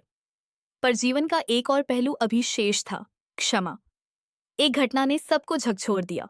नगर का एक युवा जो अत्यंत प्रतिभाशाली था, बाहरी दुनिया के प्रभाव में आकर कुछ गलत निर्णय ले बैठा। उसने अपने लाभ के लिए कुछ नियमों को तोड़ा। जब यह बात सामने आई तो लोगों के मन में निराशा और क्रोध दोनों थे। जिसने समाज से इतना सीखा, वही समाज के साथ अन्याय करे, यह स्वीकार करना कठिन था। सभा बुलाई गई। वातावरण भारी था। उस युवा ने सिर झुकाकर अपनी गलती स्वीकार की। उसने कहा, मैंने सोचा था कि मैं सब संभाल लूंगा, पर मैं अपने ही लोभ में उलझ गया। उसकी आवाज में पछतावा स्पष्ट था। अब निर्णय समाज के हाथ में था। क्या उसे दंड दिया जाए, क्या उसे बाहर कर दिया जाए, या उसे सुधार का अवसर दिया जाए। बहुत विचार विमर्श के बाद यह निर्णय हुआ कि गलती का परिणाम होगा, पर व्यक्ति को अवसर भी मिलेगा। उसे अपनी भूल की भरपाई करनी होगी और कुछ समय तक सामाजिक सेवा में योगदान देना होगा। यह दंड नहीं, शिक्षा थी। इस निर्णय ने एक नई बात स्पष्ट की। आत्मनिर्भरता का अर्थ कठोर न्याय नहीं, बल्कि न्याय में करुणा है। यदि समाज सुधार का अवसर नहीं देता तो वह स्वयं कठोर हो जाता है। और कठोरता भी एक प्रकार की निर्भरता है, अहंकार पर निर्भरता। धीरे धीरे उस युवा ने स्वयं को बदला। उसने अपने अनुभवों को दूसरों के साथ साझा किया। उसने बताया कि कैसे थोड़ी सी असावधानी मनुष्य को मार्ग से भटका सकती है। उसकी कहानी दूसरों के लिए चेतावनी बन गई। समय बीतता गया। नगर में अब एक नई परंपरा जुड़ चुकी थी, स्वीकार और सुधार। लोग अपनी गलतियों को छिपाने की बजाय स्वीकार करते, क्योंकि उन्हें पता था कि समाज उन्हें गिराकर नहीं, उठाकर आगे बढ़ाएगा। इसी बीच नगर में एक और गहरी चर्चा शुरू हुई। हमारी पहचान क्या है? क्या वे केवल आत्मनिर्भर हैं या उससे भी कुछ अधिक? एक वृद्ध शिक्षक ने उत्तर दिया, हमारी पहचान यह नहीं कि हम कभी गिरते नहीं। हमारी पहचान यह है कि हम गिरकर उठना जानते हैं। हम किसी एक व्यक्ति या वस्तु पर निर्भर नहीं, हमारा आधार हमारा विवेक है। यह बात धीरे धीरे हर मन में बैठ गई। वर्षों बाद जब नगर के बच्चे बड़े होकर नई जगहों पर गए, तो वे केवल कौशल नहीं, यह दृष्टिकोण भी साथ ले गए। जहां भी गए, उन्होंने शिकायत कम और प्रयास अधिक किया। उन्होंने सीखा था कि परिस्थितियां चाहे जैसी हों, पहला कदम स्वयं उठाना पड़ता है। एक दिन एक छोटी बच्ची ने अपनी माँ से पूछा, माँ, क्या आत्मनिर्भरता का मतलब है कि हमें कभी रोना नहीं चाहिए? माँ ने उसे गले लगाकर कहा, नहीं बेटा, रोना भी जरूरी है। फर्क इतना है कि हम रोकर रुकते नहीं, उठकर आगे बढ़ते हैं। यही इस कहानी का सबसे मानवीय पहलू था। आत्मनिर्भरता का अर्थ पत्थर बन जाना नहीं, बल्कि संवेदनशील रहकर भी मजबूत होना है। अब नगर में जब भी कोई कठिनाई आती, लोग पहले शांत होते, फिर सोचते, फिर कदम उठाते। यह क्रम उनकी आदत बन चुका था। प्रतिक्रिया की जगह प्रतिक्रिया से पहले विचार ने ले ली थी। और अंततः इस पूरी यात्रा ने एक गहरा सत्य उजागर किया। बिना सहारे जीना सीखना दूसरों को ठुकराना नहीं है। इसका अर्थ है कि यदि सहारा न भी मिले तो जीवन ठहरता नहीं, और यदि सहारा मिले तो उसे कृतज्ञता से स्वीकार कर भी स्वयं खड़े रहना। आज भी नगर की सुबह नई है, शामें शांत है, और रातें चिंतन से भरी हैं। लोग जानते हैं कि आने वाला कल अनिश्चित है, पर वे तैयार हैं, क्योंकि उन्होंने सहारे के बिना चलना सीखा है, और चलना ही जीवन है। कथा अभी समाप्त नहीं होती। हर नई पीढ़ी इसमें एक और अध्याय जोड़ती है। आत्मनिर्भरता की यह ज्योति अब केवल एक नगर में नहीं, हर उस हृदय में जल रही है जो स्वयं से कहता है, मैं परिस्थिति का इंतजार नहीं करूंगा, मैं पहला कदम स्वयं उठाऊंगा। यात्रा जारी है, और यही इसकी सुंदरता है। समय का पहिया फिर घुमा। अब नगर की कहानी केवल घटनाओं की नहीं, चेतना की कहानी बन चुकी थी। वर्षों की साधना के बाद लोग मजबूत तो थे, पर अब उन्हें एक और गहरी बात समझनी थी। अंततः मनुष्य अकेला ही जन्म लेता है और अकेला ही जाता है। यह विचार डराने वाला नहीं था, बल्कि जागृत करने वाला था। नगर में एक वृद्ध साधक रहते थे जो बहुत कम बोलते थे। लोग उन्हें आदर से सुनते थे क्योंकि उनके शब्द कम होते थे पर गहरे होते थे। एक दिन उन्होंने सभा में कहा, तुमने समाज को मजबूत बना लिया, व्यवस्था को संतुलित कर लिया, पर क्या तुमने स्वयं को पूरी तरह जान लिया? यह प्रश्न हवा में तैर गया। लोग सोचने लगे, क्या आत्मनिर्भरता केवल बाहरी जीवन तक सीमित है, या इसका संबंध आत्मज्ञान से भी है? धीरे धीरे नगर में एक नई साधना शुरू हुई, स्वयं को देखने की। लोग अपनी आदतों, प्रतिक्रियाओं, इच्छाओं और भय को पहचानने लगे। जब किसी को क्रोध आता, तो वह तुरंत प्रतिक्रिया देने की बजाय रुकता और सोचता, यह क्रोध कहाँ से आया? जब किसी को ईर्ष्या होती, तो वह पूछता, मैं किससे तुलना कर रहा हूं? इस अभ्यास ने लोगों को भीतर से मुक्त करना शुरू किया। अब आत्मनिर्भरता केवल आर्थिक या सामाजिक नहीं रही, वह मानसिक और आध्यात्मिक हो गई। इसी दौरान एक बड़ी घटना हुई। नगर के एक प्रमुख उद्योग को भारी नुकसान हुआ। वर्षों की मेहनत दांव पर लग गई। कुछ लोग निराश हुए, कुछ घबराए, पर इस बार प्रतिक्रिया अलग थी। लोगों ने कहा, यदि हमने इसे बनाया है तो फिर से बना सकते हैं। किसी ने दोष नहीं दिया, किसी ने भाग्य को कोसा नहीं। उन्होंने समस्या का विश्लेषण किया, कारण खोजे और सुधार की योजना बनाई। कई महीने लगे, पर उद्योग फिर खड़ा हो गया। इस अनुभव ने उन्हें एक और गहरी सीख दी। सफलता स्थायी है, असफलता भी अस्थायी है। स्थायी एक है दिन तो एक केवल किशोर ने प्रयास। अपने दादा से पूछा, दादा, क्या कभी ऐसा दिन आएगा जब हमें किसी भी सहारे की आवश्यकता न पड़े? दादा मुस्कुराए और बोले, बेटा, सहारा लेना गलत नहीं, पर अपने पैरों को इतना मजबूत बनाओ कि सहारा न भी मिले तो तुम गिरो नहीं। यही जीवन की कला है। नगर में अब हर व्यक्ति यह समझ चुका था कि निर्भरता का अर्थ कमजोरी नहीं, पर निर्भरता पर टिके रहना कमजोरी है। संबंध रखें, पर उनमें बंधन न बने। सहयोग करें, पर स्वयं को खोए बिना। धीरे धीरे यह विचार इतना गहरा हो गया कि नगर में कोई भी संकट आता तो लोग पहले अपने भीतर देखते। वे पूछते, इस परिस्थिति में मेरी भूमिका क्या है? यह प्रश्न ही उन्हें समाधान के करीब ले जाता।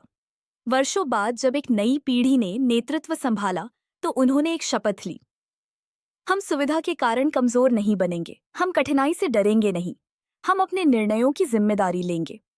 अब नगर की पहचान केवल आत्मनिर्भरता नहीं, आत्मसम्मान बन चुकी थी। लोग सिर ऊंचा रखकर चलते थे, पर किसी को नीचा दिखाकर नहीं। वे जानते थे कि सच्ची मजबूती शांति में होती है, शोर में नहीं। एक दिन सूर्यास्त के समय पूरा नगर एकत्र हुआ। कोई उत्सव नहीं था, कोई संकट नहीं था, बस एक शांत क्षण था। सबने मिलकर मौन रखा। उस मौन में वर्षों की मेहनत, संघर्ष, जीत और हार सब समाये हुए थे। उस मौन में एक ही भाव था, कृतज्ञता। और उसी क्षण एक सत्य स्पष्ट हुआ, बिना सहारे जीना सीखना स्वयं को अकेला समझना नहीं है। यह जानना है कि तुम्हारे भीतर जो शक्ति है, वह तुम्हारा सबसे बड़ा सहारा है। बाहरी हाथ कभी कभी छूट सकते हैं, पर यदि भीतर का हाथ मजबूत है तो तुम फिर उठ खड़े होगे। आज भी जब कोई बच्चा जन्म लेता है तो उसे यह नहीं सिखाया जाता कि दुनिया से क्या उम्मीद रखनी है।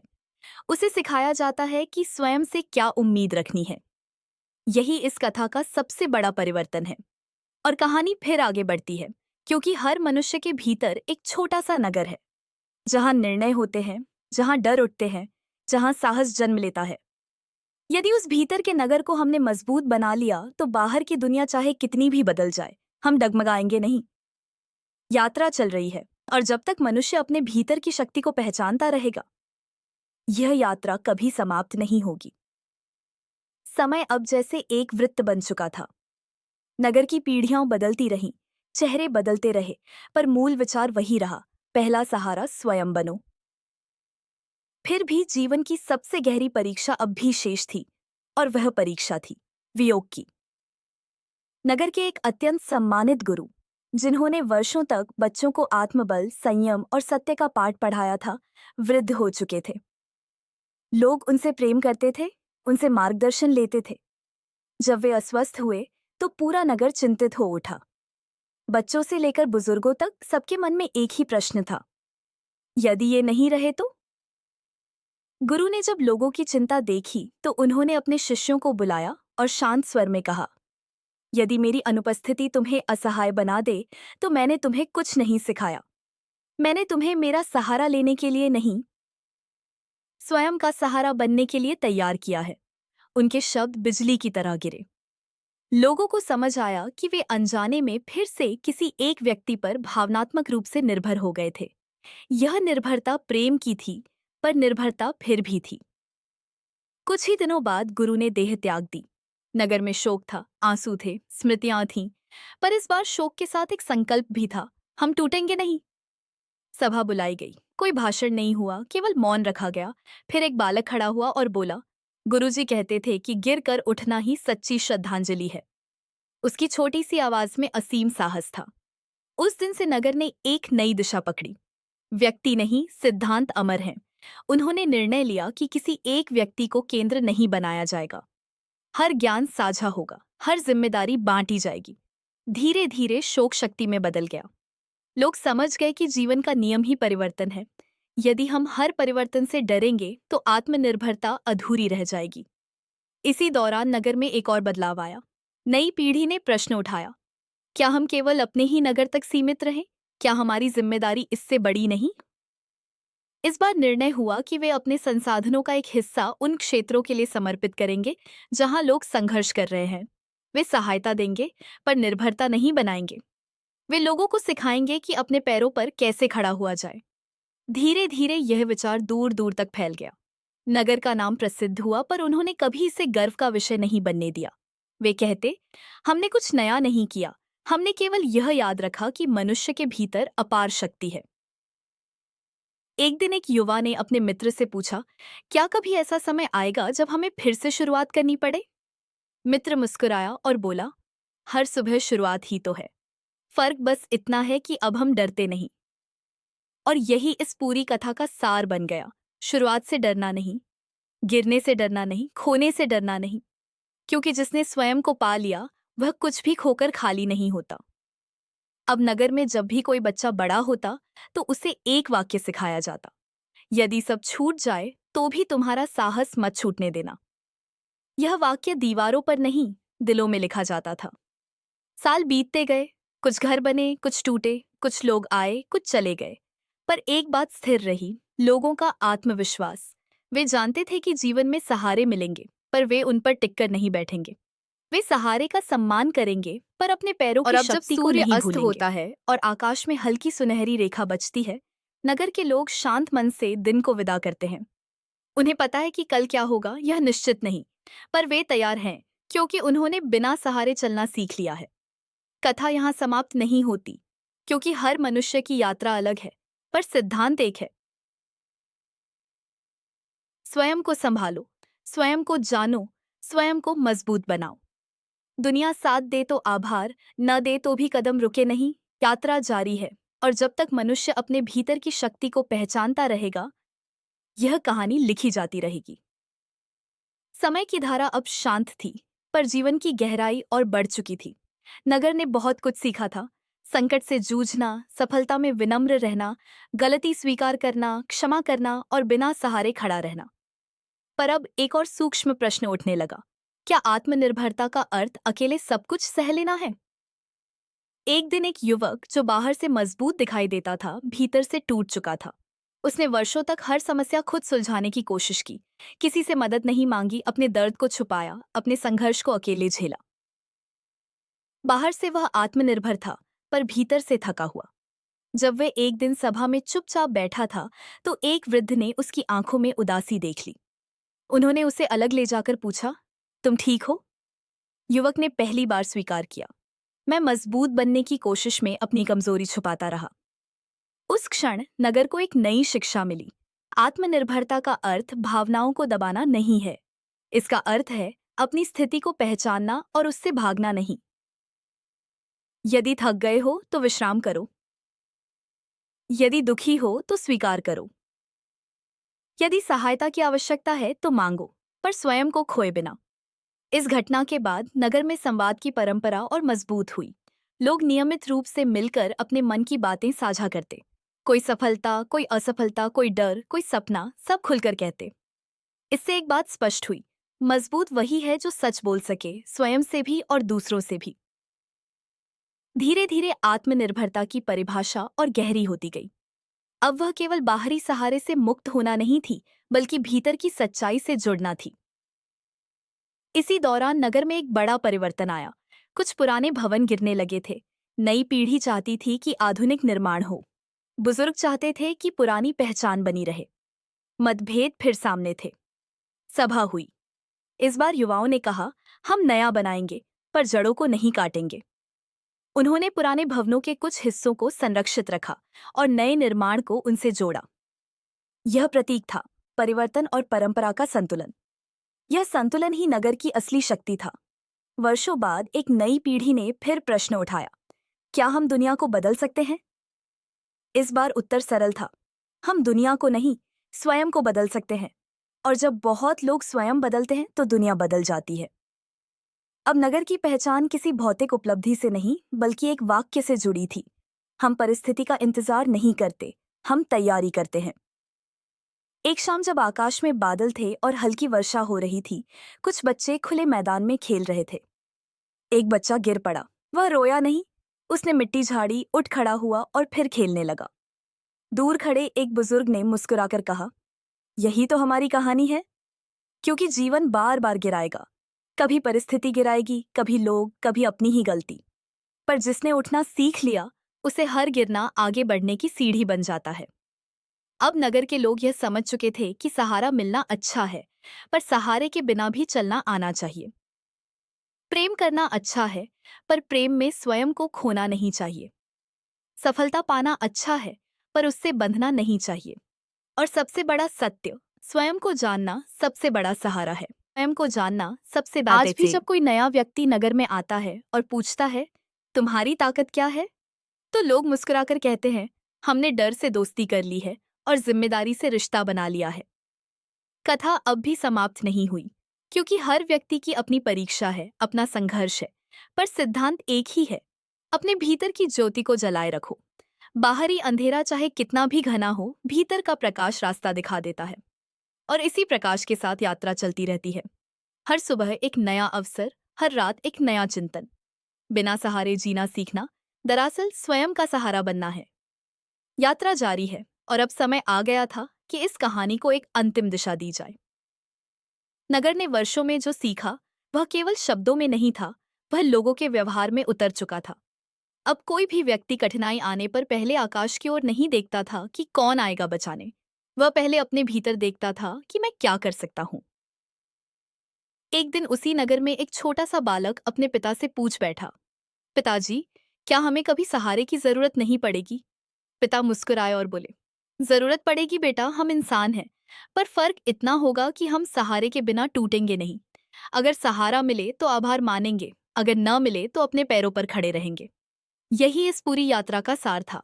आत्मनिर्भरता का अर्थ अकेलापन नहीं है, इसका अर्थ है मजबूती, इसका अर्थ है जिम्मेदारी, इसका अर्थ है अपनी सोच को इतना स्पष्ट कर लेना कि परिस्थितियां आपको हिला तो सकें, गिरा न सकें। नगर ने सीखा कि डर को मिटाया नहीं जाता, समझा जाता है। दुख को छुपाया नहीं जाता, स्वीकार किया जाता है। और सहारे की प्रतीक्षा नहीं की जाती, स्वयं सहारा बनना सीखा जाता है। समय बीतता गया। पुरानी पीढ़ी धीरे धीरे विदा होने लगी। नई पीढ़ी ने वही सिद्धांत संभाल लिए। अब नगर की पहचान इमारतों से नहीं, लोगों की सोच से थी। बाहर से आने वाले लोग पूछते, तुम्हारे पास ऐसा क्या है जो हमें यहाँ शांति देता है? और उत्तर मिलता, हमने अपनी खुशी को दूसरों की मुट्ठी में देना छोड़ दिया है।